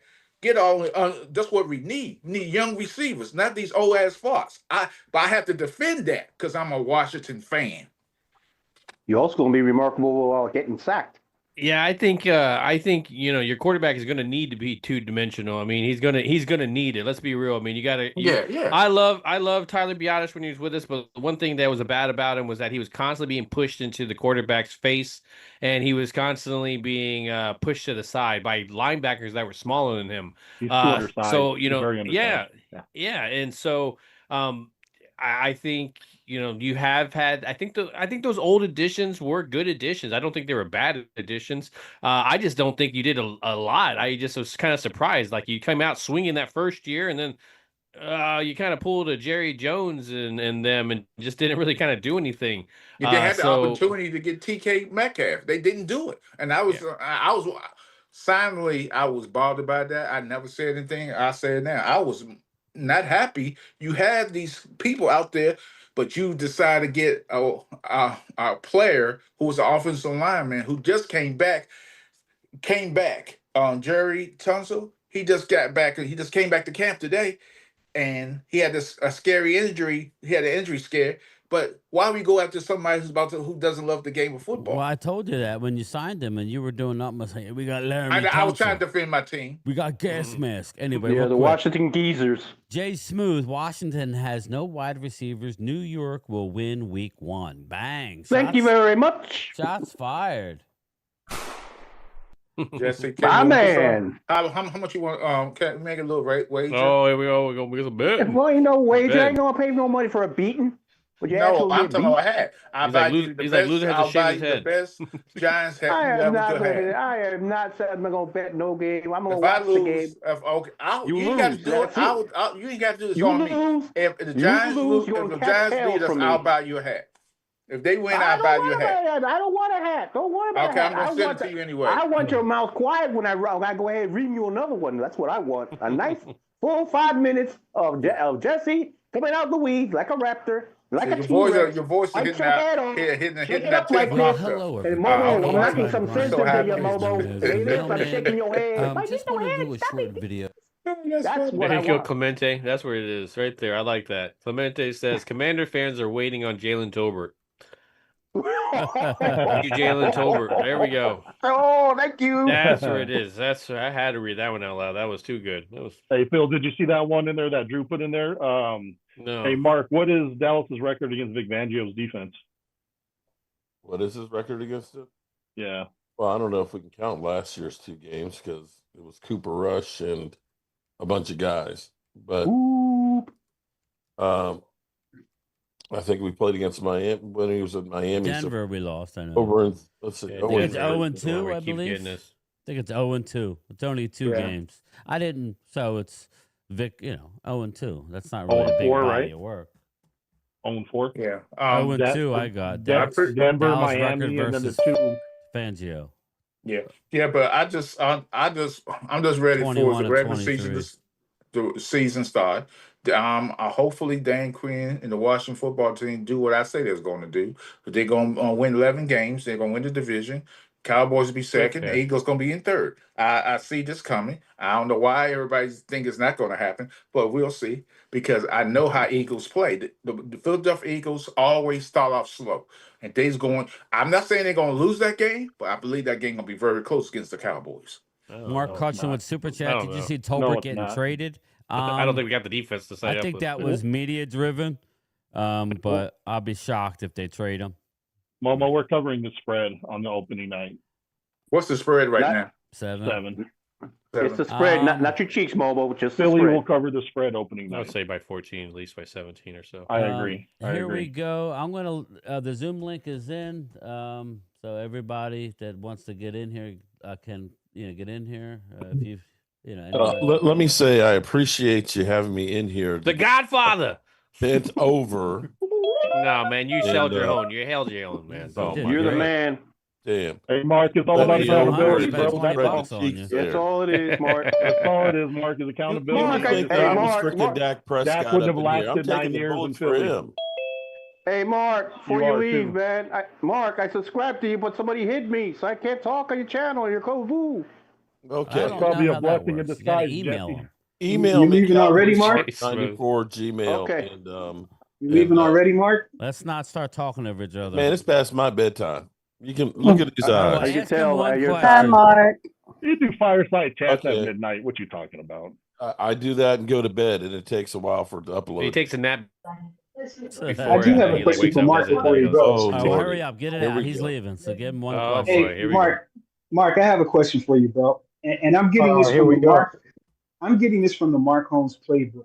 Okay, so for years, Mark Holmes used to say, teams with new coaches, new coordinators, will struggle. Yes. So now here you have Dallas with a rookie head coach, brand new coaching staff. Okay. And a jackass owner. Don't forget the jackass owner. We're not. And you'll still put it on Dak. Stop talking over each other. Yeah, let me finish. You're implementing new systems for defense and offense, and using your logic that you've been saying for years, especially towards the Eagles. Now, if you're not, I want you to be honest with yourself because this is something that you put out there. You seriously expect the Dallas Cowboys to be playoff in contention? with all the factors that you have put in place. I have gone through. Hold on, I'm not one of these ones that are saying, "Oh, we're going to the Super Bowl." I said I expect. No, nobody said. I said okay, hold on. Let him answer, Drew. Let me answer. Come on, I bro. said I expect them to be better than they were last year. Just having Dak Prescott over Cooper Rush, and if they can stay healthy, they'll win more than the 7.5 over. And I've said, if it ends up being that we end up coming together better than you think, then maybe you get 10, 11 wins.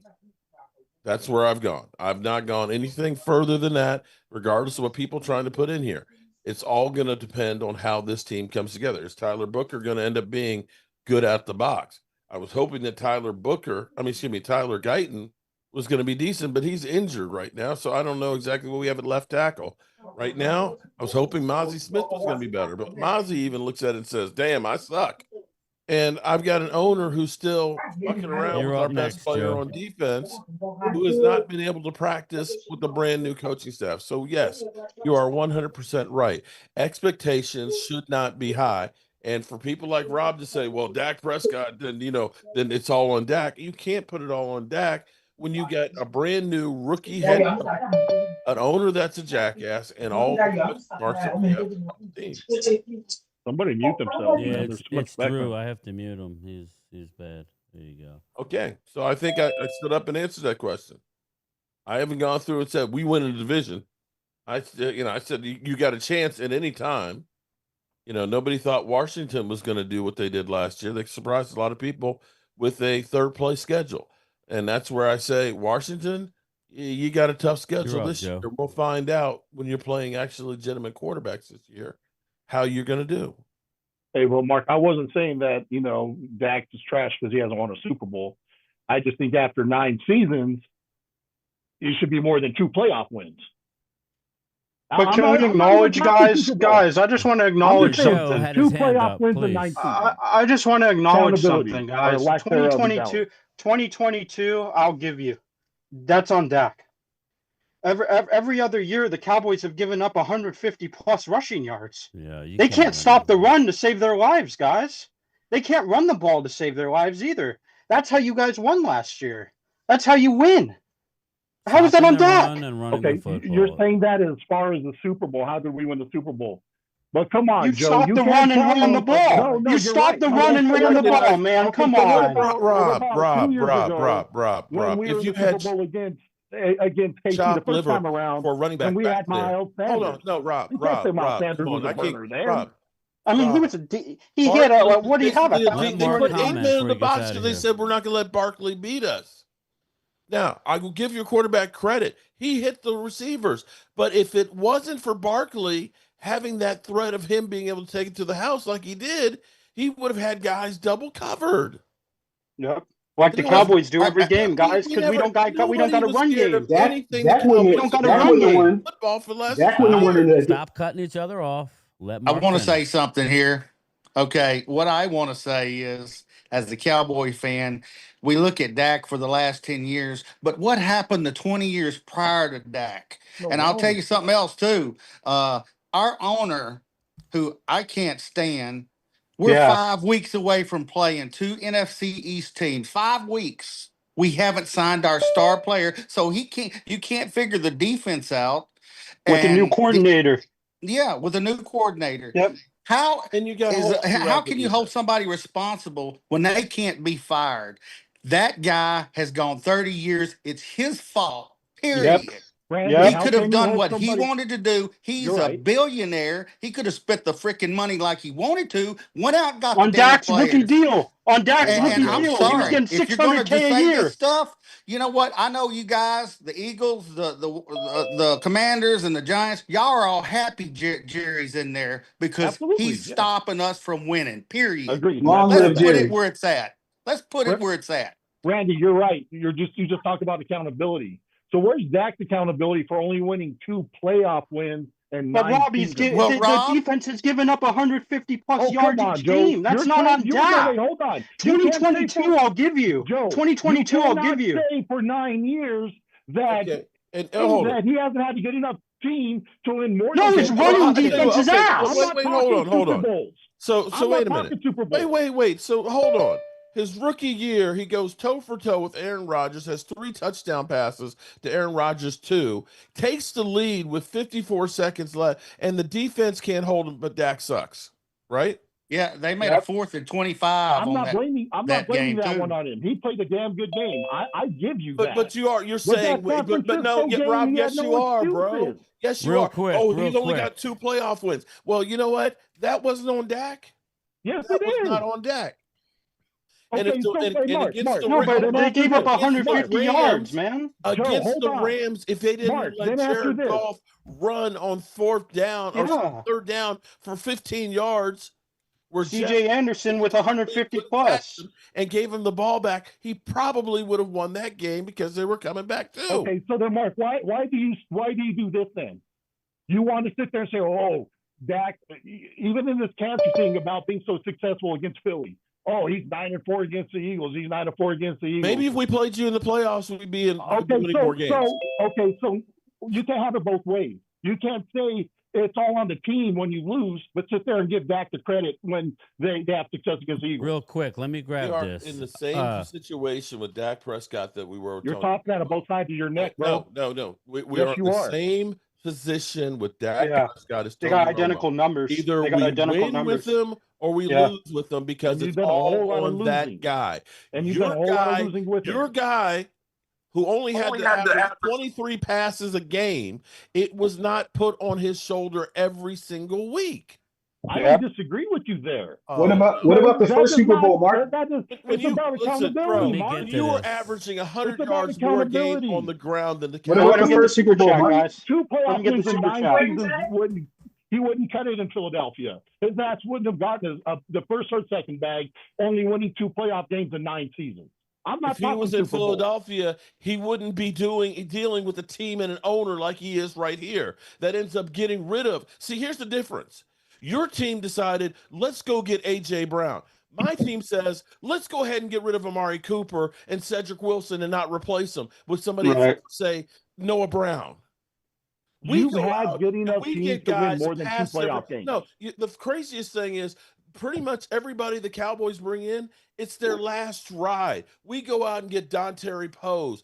We go out and get Emerson Griffins. We go out and get Brandon Cooks. Griffin, but yeah, you're right. Okay. Everson Griffin, yeah. Mark, Okay, it's irrelevant for all anyone to complain about Dak. We're not going to get rid of him, and he's the best shot we got at quarterback right now. And see, Hey, if Terrence, you got to be if part you of were the to Zoom take crew, like buddy. the Eagles' approach, when they You weren't gotta sure that Jalen upgrade. Hurts was the guy, they said, let's do everything we can to make him successful. Please explain to me what you have seen for the Dallas Cowboys doing to try and make Dak Prescott successful in the same way. They made him successful enough to win more than 2 playoff games. Would I say that he's been successful enough to Rob, their defense sucks. Oh my Their God. defense gives Can up I jump in 150 here? plus yards a game on the run, just running. But Joe, For real 9 quick. seasons. You have a top 5 defense and a top 5 offense. Okay. All right. Exactly. Our And defense Zach isn't Martin- top I'm 10. gonna make wait it a minute. easy. I'm gonna get my ass. Can I Rob, make an observation? He's the worst quarterback in the world, and the Cowboys should have gotten Worst quarterback in the all division. the Cowboys' Starting problems are quarterback. Dak. Come on, man. He's better than Russ. He's the worst I'll see starting you quarterback in the guys division. later. Kiss Can I my make an ass. observation? Cash, No, I've been okay? trying to get to a super chat, and all I got is people Yeah, chiming go ahead. in. You guys lied. You said you were going to follow the rules. My apologies. Game And time. I'm going to you be clearly quiet, didn't, and the guest just left. So again, it's not about any one person in here.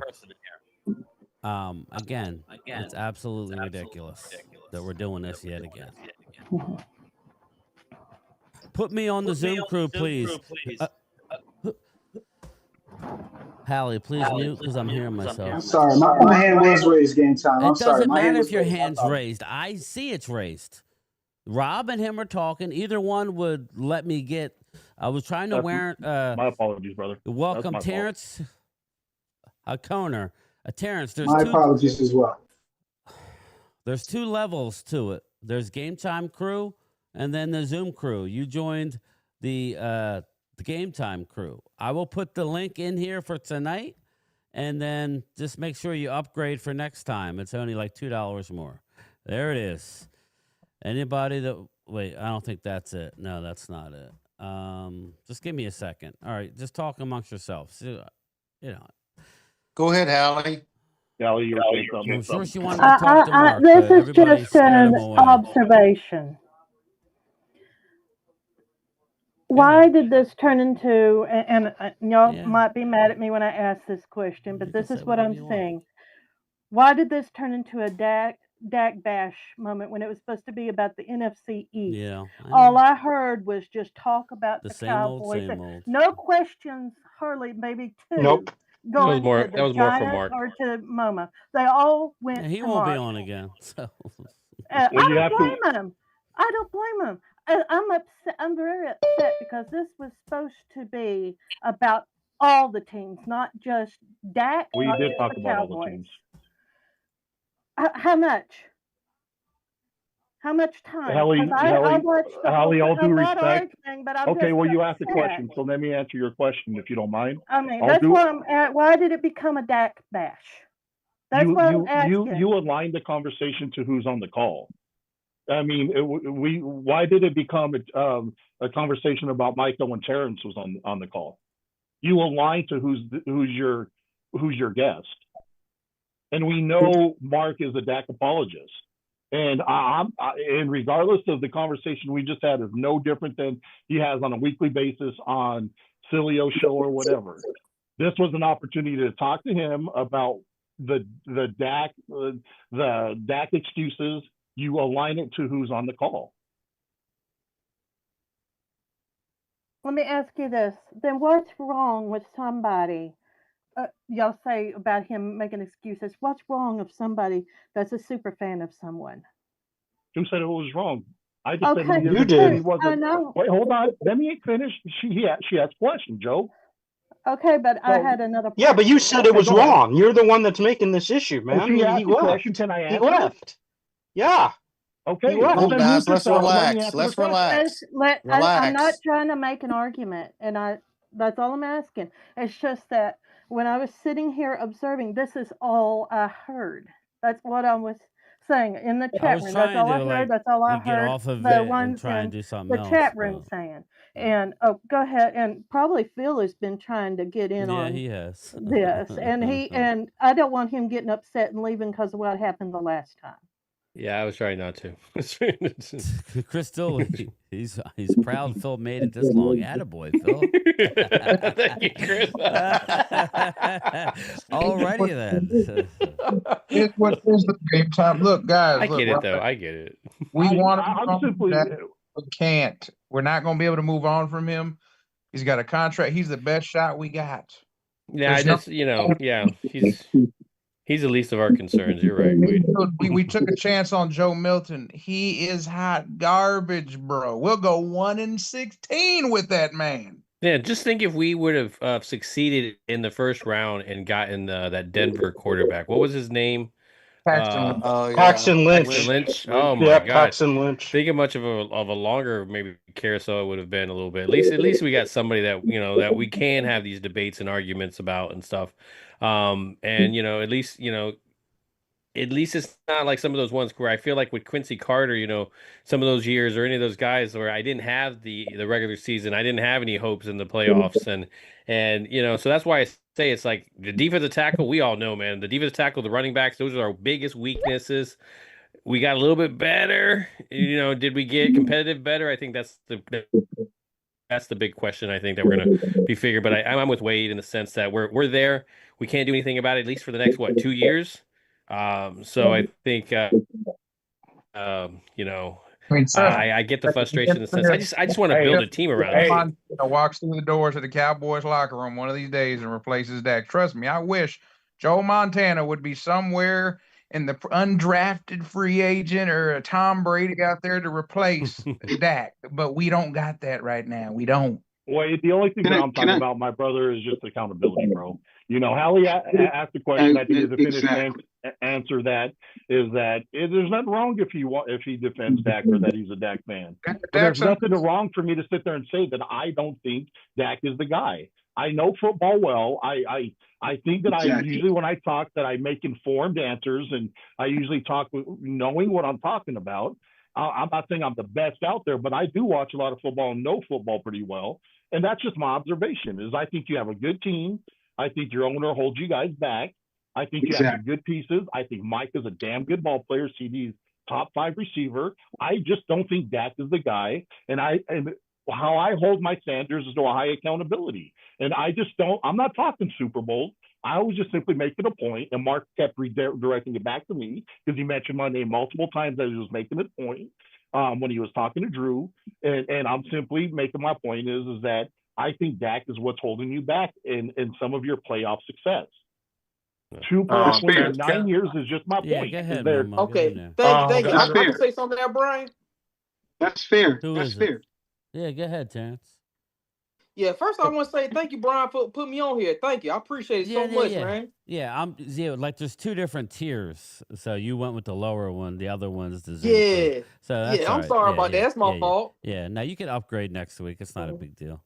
Okay, cool. Yeah, thanks again, Brian. Thanks You got again. it, brother. What's up, man? All right. Hey, what's up, y'all? How everybody else doing? All right. All right. That's what's up. That's what's up. Welcome to the insane asylum. Welcome to the insane asylum. You said again what? Welcome to the insane asylum. Oh, okay. All right. So my thing I'm trying to say is this is I don't never try to put myself too as well as Cowboys fan as like a Dak apologist or anything like that. No. All I'm trying to say is this is, bro, that our team is like the same thing. It's like those teams that have not been there in a long time, like Detroit and shit like that. Like I put that kind of like the same situation as Matthew Stafford was with Detroit Lions. Okay, when he's with Detroit Lions, he only had shit. I don't believe it. Yeah, he didn't have no playoff wins at all. Actually, he didn't have no playoff wins. He went to playoffs, of course. You did have Megatron. Yeah, he had Megatron too as well. He also too as well statistically he had a top 5 defense as well too. He had that, but don't get me wrong though. He only had Megatron, and the rest of it was just iffy. So I would give him that too as well. But again, what did that fall on to? Front office, because that general manager. So that's what I'm saying. It's the same thing with that. Like I agree too as well with Mark Holmes saying like, hey, when it comes to Philly. Hey, y'all general manager, man, y'all got the best general manager in the league. He go out there low talent, no matter what it is, no matter who asking, tell him, whatever. No, Howard Roseman, he go load that talent up. He will load it up. But when it comes to the Cowboys, you see the general manager and the Cowboys, they only gonna do is just do the bare minimum. They're gonna be like, okay, George Pickens, okay, what else you did? What else you done? Nothing. When it comes to the draft, what do? They don't trade up to go get somebody. And y'all keep saying for a better quarterback. Hey, if you want to get a better quarterback than Dak Prescott, hey, let's do it. Let's go ahead and do it. But guess what, though? They not going to damn do it. That's the thing about it.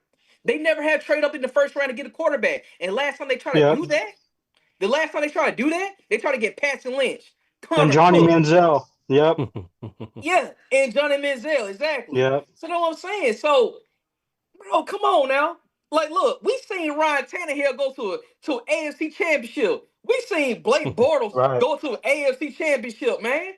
Dak is better than them dudes, man. That's all I'm saying. Yeah, and like regular again, season he is. I'm very regular season unbiased. he is way better than those guys. Yeah, that's what I'm saying. I'm saying, like I said, trust, I'm very unbiased. Hey, if you want to get a better quarterback than Dak, let's go do it. Let's go do it. Drew, but they're not gonna do it. Good. That's the thing I'm saying. Okay. New terms. I feel that passion. I feel that hunger for a win. Oh boy, a here playoff win. I feel it. 2%. I feel it. Here's the problem with Earplugs. Cowboy Nation. They complain about Jerry. Jerry has a lot to do with it. But when there's ain't just Dak. When expectations are high, the lower the standards. And I believe that locker room is shattered because a lot of those players is not gonna go out there and fight for Jerry like he think he does. A lot of those, I don't believe that. I believe that locker room is tired of Jerry. So when their game time comes on, they don't care. They're not going out. It's just certain players go out. The whole team is not all for one. I'm gonna fight for you. Because you need somebody who's gonna fight for you in the trenches, and I don't believe everybody on that squad is that way. That's my opinion. But yeah, because they come off small doing games they should win. But you got him coming in second place, right, Momo? No, I don't. It doesn't matter. It doesn't matter. Come Who on comes down here, second Momo. place. Come on down here, Momo. Come on, I'm come just on. stating that Come for here, a Cowboy standpoint, I had that same Momo. Come here. energy when my Washington team was doing when they didn't respect Which Robbie one? Griffin, I got and a Robbie question for Griffin was Terrence. going to the owners and him and his wife eating dinner, and while the offensive line said, "No, we ain't gonna block for you no more." The hell with you, because everybody was mad with him. Because what he did, he turned the locker room against him, and nobody wanted nothing to do with Robbie Griffin. They was happy he was gone. I have a question That's for the Terrence. same thing I see ahead, with get that. in here. Terrence, question, young man. Appreciate you. Love your passion, bro. Real quick. For the last, maybe 5 years or so, who put together those teams that Dallas have been 12-5, 3 years in a row? Like for the last, since Dak has been the quarterback and they've had success. Who put those teams together? Jerry Jones. Jerry Jones. I have no beef with Jerry Jones in terms of him finding and collecting talent for the Dallas Cowboys because he's done a good job at it in the last 30 years or so. He has shenanigans. He brings extra stuff to the team and to the franchise that's unwarranted. But you can't sit here and say as a GM that Jerry Jones has not put together some good winning franchises. In fact, He's not a finisher. Hall of Famer, Zach Martin. I keep saying it. You guys keep poo-pooing it. Zach Martin came on Chris Long's show and said that the Dallas Cowboys have had teams to rival the Philadelphia Eagles, and they choked. He said it. They choked.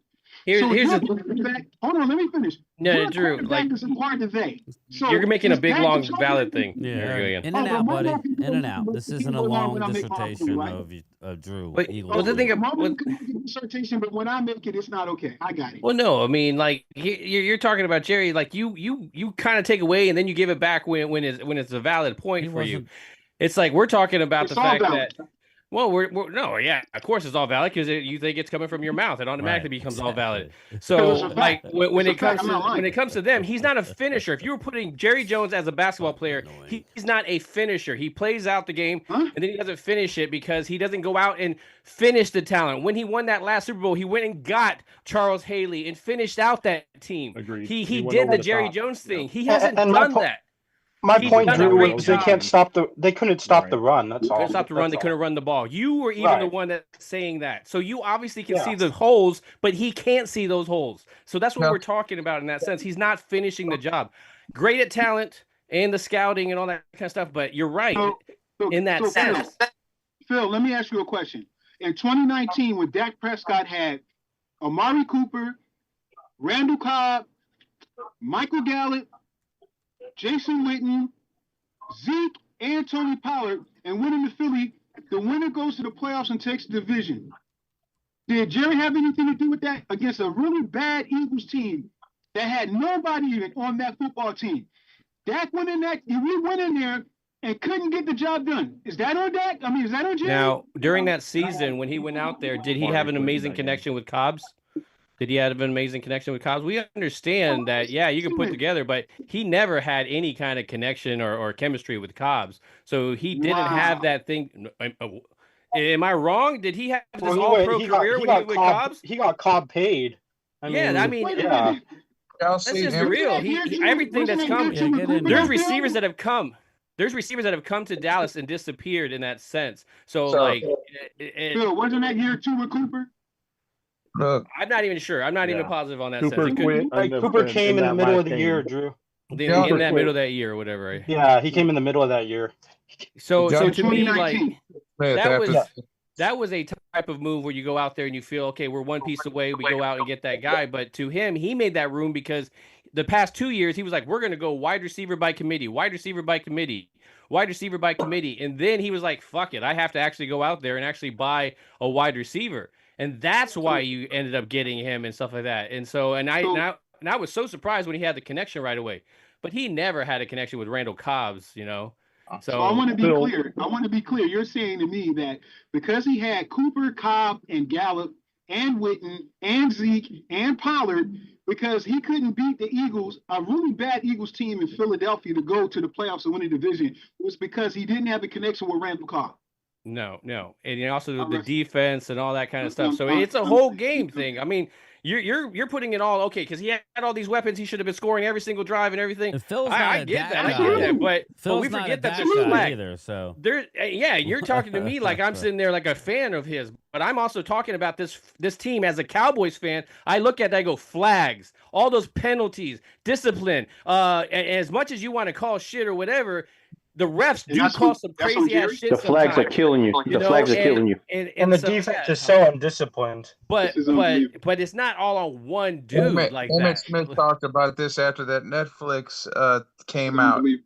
He said there has been a few teams that Jerry has assembled that were good enough to get the job done.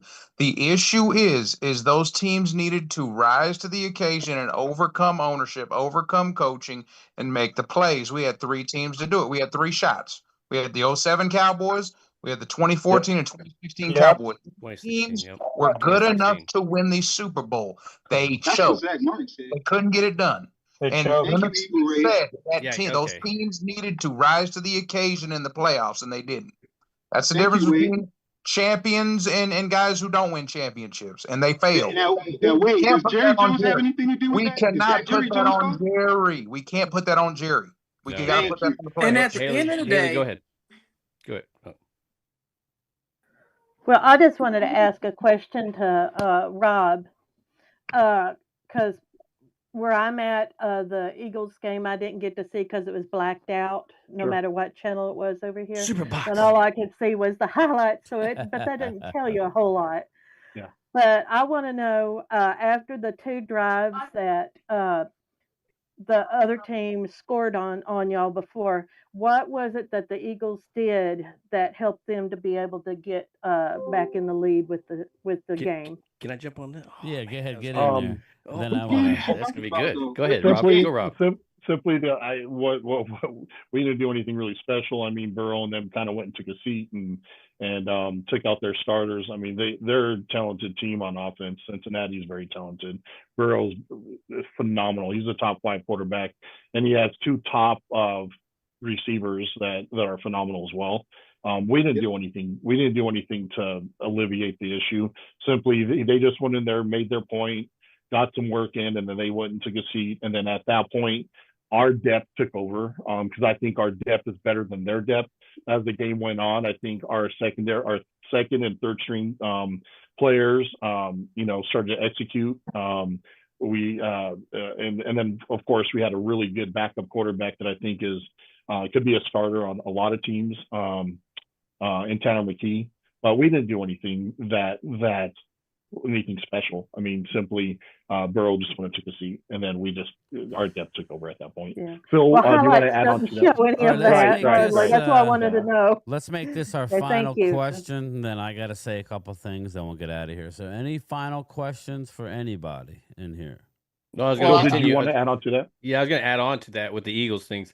When I was watching the game, I was seeing the game, and so when I was watching it, yeah, that's all it was that the Eagles didn't have their starters in for a lot of that stuff, and then they were putting in their rotational guys like Ringo and stuff. That's the one where I think Rob A kind of goes, oh man, he got burnt, and it was not looked good. It was not a close route. He just straight up overread that route. Like it was not good. It was something that we see our like Booth doing, Andrew Booth. Let's just be real. It's like what he does, and so it was a lot of that. So it just, and it was just against who? It was against Jamar Chase. I mean, come on, like I'm sorry, I could train for like 10 years, and that's not like I'm never gonna keep up with Jamar Chase. So, but he was right. As soon as those got taken out, I think that's when the whole, change. That quarterback has this swagger about him, which I think is awesome. I think that the team is kind of rubbed off on him. So you got a really good backup, and I think that's where, let's be real, man. It's just gonna give other opponent more ammo to talk shit if something happens to Jalen, he comes in and he balls out, So that's what. But you guys go ahead and go. I just want to say good night to everybody. All right, Momo. Thanks, brother. Thank you. Have a good one, bro. I have more of a statement than a question. I'll keep it quick. If you look at the Eagles starters compared to Dallas starters, it's not even close. Our defense matches up extremely well against Dallas. again, like I said, when you have Q will follow whomever in the slot, which is where CD lives. Cooper's there, covered, and whatever Floyd Newell you got at wide receiver 2, He's probably you better not hope making he the team. flourishes. You better hope he flourishes against Ringo or whomever, because by the time that gets to him, he'll be sacked. So we match up extremely well. Don't take my word for it. Go look at the rosters. Go look at it. So and our offense against that defense. I'll jump on it. Yeah, go ahead. Yeah, so I mean, when Jesse, I'm sorry, I keep interrupting you in that sense, but when I look at it, I mean, do they match up perfectly? No, hell no. Let's be real, man. Your secondary doesn't match up against our wide receivers, but does our line match up against your defensive line? So I think that's where you kind of have the pros and cons of that. I think where you guys are going to be that successful is the fact that our defense doesn't unfortunately line up right now, even with a lot of the health issues and everything. And I think that's going to unfortunately be the balance right now in the beginning, at least, until hopefully at some point during the season we get some healthy corners coming in. But go ahead, Jesse. Okay, one last thing. Terrence, welcome aboard. Hope you be here and subscribe to us. We need more people like you, young youth. Second of all, Drew, let's talk about defense. Hey, Drew, we in the weeds, Drew. Rob, we in the weeds. Hey, I got you, we'll see Jesse. Defense against defense. We'll see. You got a good defensive line, Jesse. That's all I gotta say. We are in the weeds. Hats off, brother. You have a good defensive line. You, bro. Hats off to you. You showed us the way. Yeah, you're running back. Better than Dallas. Yeah, well, I mean, we don't set a high bar there. I mean, no way. You got pass rushers like crazy, but you know, as a Cowboy team, as an owner, and you're 5 weeks or 3 weeks away from an opening day, and you're holding your players back because you don't want to pay somebody because you want to prove to a point that, hey, I'm boss and we're going to do what I want to do.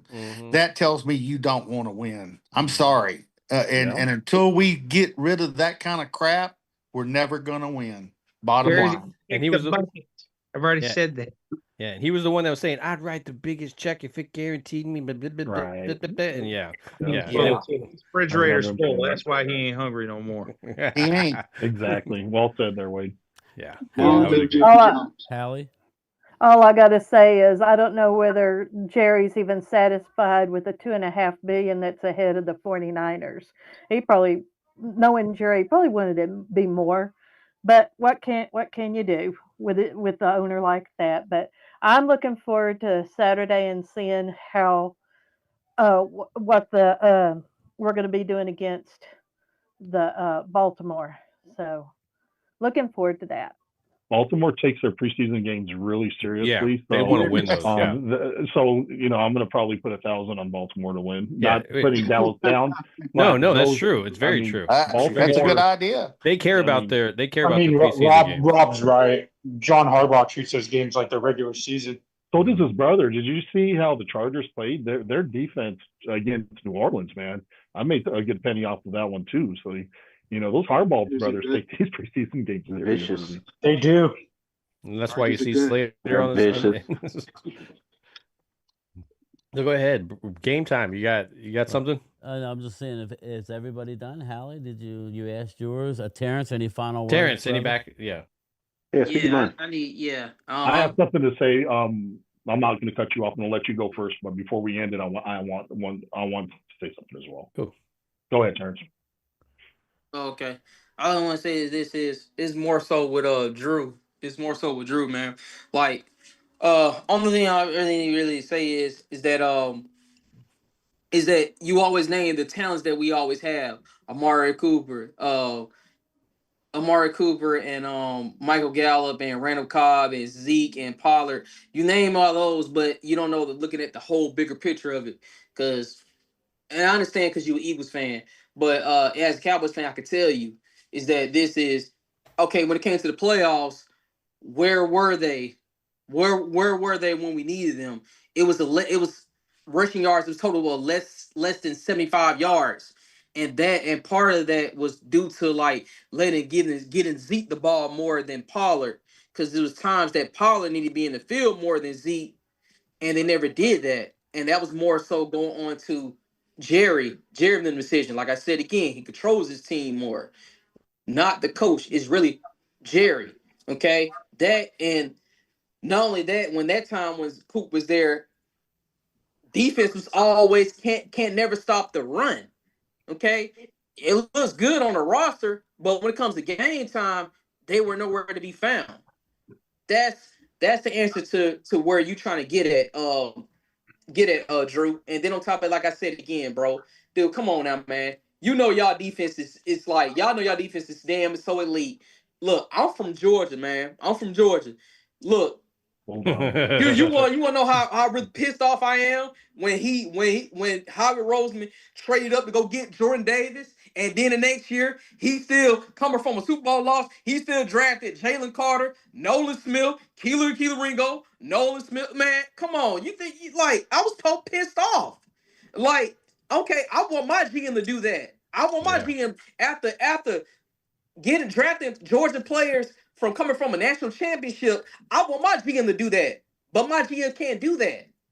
So Our how can you win GM Super and Bowls Jerry, with Stephen that? and Will How can McClay. you do that? How? You cannot do it. Terrence, I just have one thing to say. We're taking applications for Eagles fans, my son. We're taking applications. Come over to the dark side, brother. Come over to the dark Okay, side. one more thing, then I'll go ahead and go, man. With that, it's like, It's see, not too look, late. I can go try to change a different team or go to other team, this and that. It ain't gonna mean shit to me, because if they win, it's not gonna mean shit to me. It really will mean more. It will really mean much to me from a fan I've been to since I was 13 years old, and that was a Cowboys fan. So until then, I'm not paying no jerseys. I'm not getting no tickets, none of that. But at the same time, I'm a team for the Cowboys. Just the Cowboys. Just because the owner, he owns the Cowboys, that don't mean shit. I'm loyal to the team. That's what it is. But yeah, y'all have a good one though. I appreciate y'all. Terrence, 1 second. It's not Jerry who's building the team. It's Will McClay and Stephen Jones and these scouts. Will McClay is the man that decided to draft Mazi Smith. Will McClay's the one that decided to draft Taco Charlton instead of TJ Watt. So Jerry is just the figurehead of the whole franchise. He needs to shut up. He's a clown. It's not him building the team. Yeah, exactly. And it's Will McClay. It's not him building the team, but I will say this. I've let everybody talk for the better part of an hour, just trying to let you guys get out your whatever. But I will say this. I will say, he doesn't build the team, Wade, if you're still there, but he sure as hell knows how to kill a mood. Oh, yeah. He sure as hell knows how to stop, because, I kind of had this, it was like a snowball, we were getting excited with all the offseason moves. Again, you've never heard Super Bowl come out of me in primetime Phil's mouth. I really don't know what Mark was been saying on his channel. I don't know. I really don't. I don't think he has been, but he hasn't. I haven't heard him. I've never said Super Bowl. Never. No, we were saying it was that was quiet. never Super Bowl. It's always been we're very talented in certain areas, right? We do have some high ends, all pro talent in certain areas. Not enough. You need more good players throughout your team, but I've seen weirder things happen. But I just don't understand why an owner would want to kill any momentum that your team has leading into a season. Yeah, this Netflix documentary don't help neither. I'm not gonna watch that. Every year it's the same BS. He's not putting the team on the field, guys. Again, but he could definitely hinder, and has hindered, and is hindering what we're trying to do. He is, but he's not putting the team together. He's not doing the contracts. He only gets involved. He told you as much. He gets involved when it's this high profile. When you get guys who they don't address in a timely fashion, right? They don't have qualified people in the back saying, hey, listen, like I was trying to get Mark to say was, okay, we got this player, this player, this player. We know in 2 years we are not letting them go. So what's the earliest we could address those contracts to help our overall salary. Mark laid it out. Dallas is paying about $85 million more than the Eagles for players than they probably need to. Eagles are addressing them early. And just add that up. $85 million maybe is 5 players. You add 5 really good players to this team, now you know what I'm saying? Now it's a different. Yep. Right. So that's the only frustration. He's not picking players, people, but he can sure as hell stop progress. And I think, like culture-wise, I feel like that's what Jerry's doing. It is what it is. That's our cross to bear. But any final words? I do want everybody. I do have everybody's channel that was here. I don't believe I have Momo's. I don't have it, so I need somebody to put it in the chat. 2%. But Mark's, if you're not already subscribed to Mark, yep, I got my channel started. Primetime Phil, his channel's pinned at the top and Appreciate in the description. Please, we're trying to get him to 2,000 subscribers. Please hit the like button. I would appreciate it. I hope I let everybody talk. I was trying. It's not easy, but it was. I think I let him argue as well too, man. It's how it's part of the game, argue. man. I knew everybody wanted their pound of flesh to Mark. He probably won't talk to me for a while, but I didn't do anything. Well, that was nice. That was nice. Well, Yeah, my apologies if I came across. No, hey, it's listen, just, it was the piling on of effect. I don't think you realized what was going to happen. Yeah. Philly 500. Rob, I'm sorry if I seemed like I was getting on you. Nobody has to apologize. Again, I'm not perfect. Drew got mad at me because I was letting Momo. Momo doesn't hear me, Drew. You do. When I tell him, how many times did I say Momo? I was trying to read a friggin' super chat, and he just kept going. So it's not like I let him go and cut you off. You listen to me. He don't. That's all. But anyway, it is what it is. At the end, we all love Mark, but again, I was in the car. Phil was in the car, and I'm going to say this one last time. We had Dak Prescott's uncle, who's very close to Mark. You got to put the pieces together, okay? He's friends of the family, of course. I love Dak, but I'm not a friend of the family, so I don't have that connection. And Walker Wade, Eagle Wade, was unloading on Dak's uncle, literally unloading. Right, Wade? Good for you. Wade. And Mark and Wade almost got in a fight on the North-South Freeway or whatever the hell it's called. Rob A., thank you, brother. Appreciate that, man. You don't have to do that. Who's the one that broke Primetime's headphone?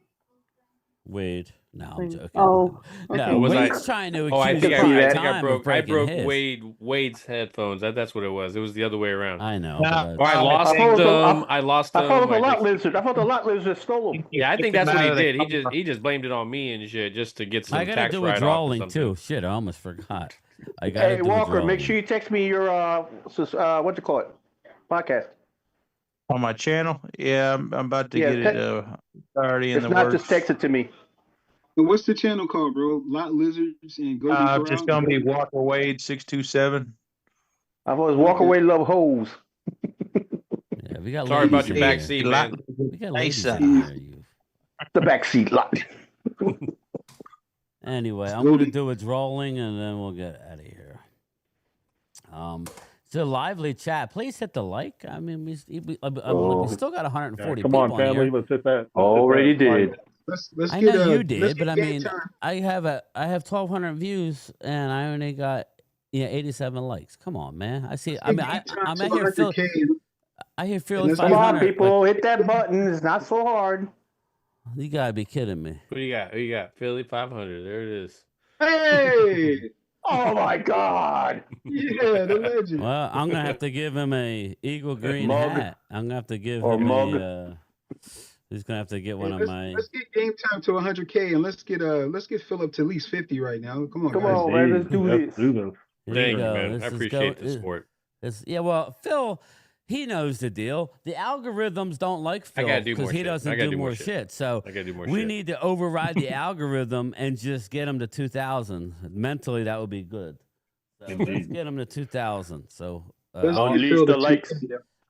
I'll have to text Philly 500. So throw a mug. But everybody, thanks everybody. I appreciate it. Listen, great show. It's a good show. again, everybody take a breath. It's not the end of the world. Even my Dallas fans. I know Vinny.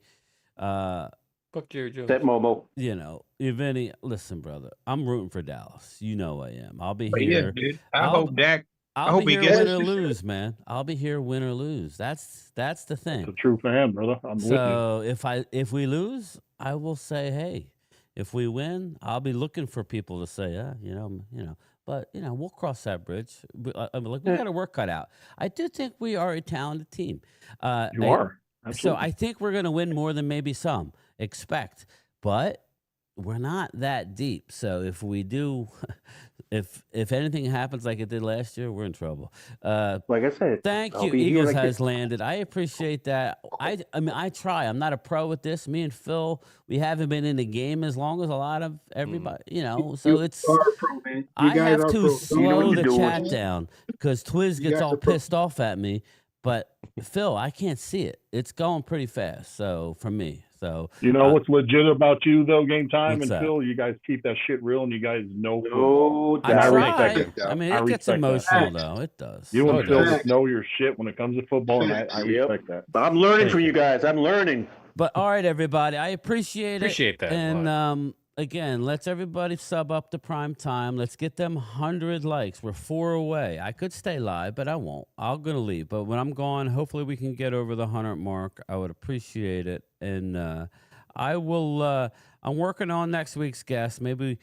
Like I said, Mark will be back. It just might be a year or so. Allie, Kevlar. I just want to say Kevlar. no disrespect towards you or anybody on the chat. I just try to keep it football, and I know I don't. Hey, listen, I'm not the biggest fan of Dak, but I think the it's Cowboys the are talented. piling on effect. I think it's the I- one Yeah. after another. And after I'm another. looking forward to September 4th. Here's my one See thing, how it and then we'll get goes. out of here. I feel like this is an NFC East, right? And it's like it always ends up Eagles Dallas. So stop. Everybody needs to just stop saying that Washington is our rival and the Giants are going to be this. And it's about Eagles and Dallas. Sorry, everybody. I know. That's a fact. Yeah. I'm sitting back with the popcorn. Jesse, I try to get you guys to talk. I do, but it is. It's like, oof.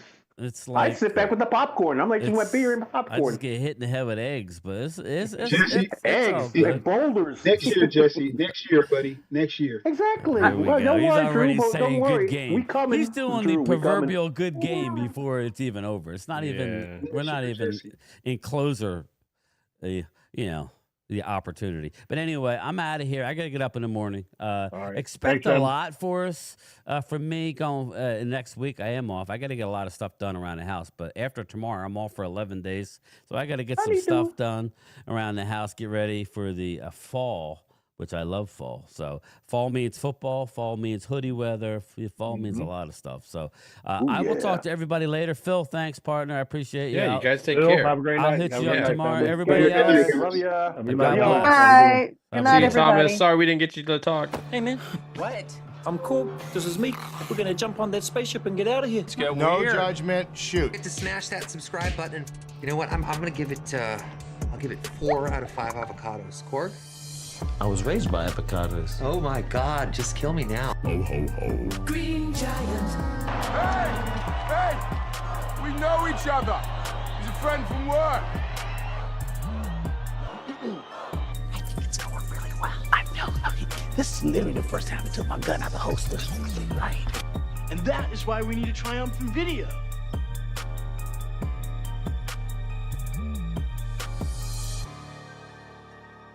You guys led us to this. Thank you.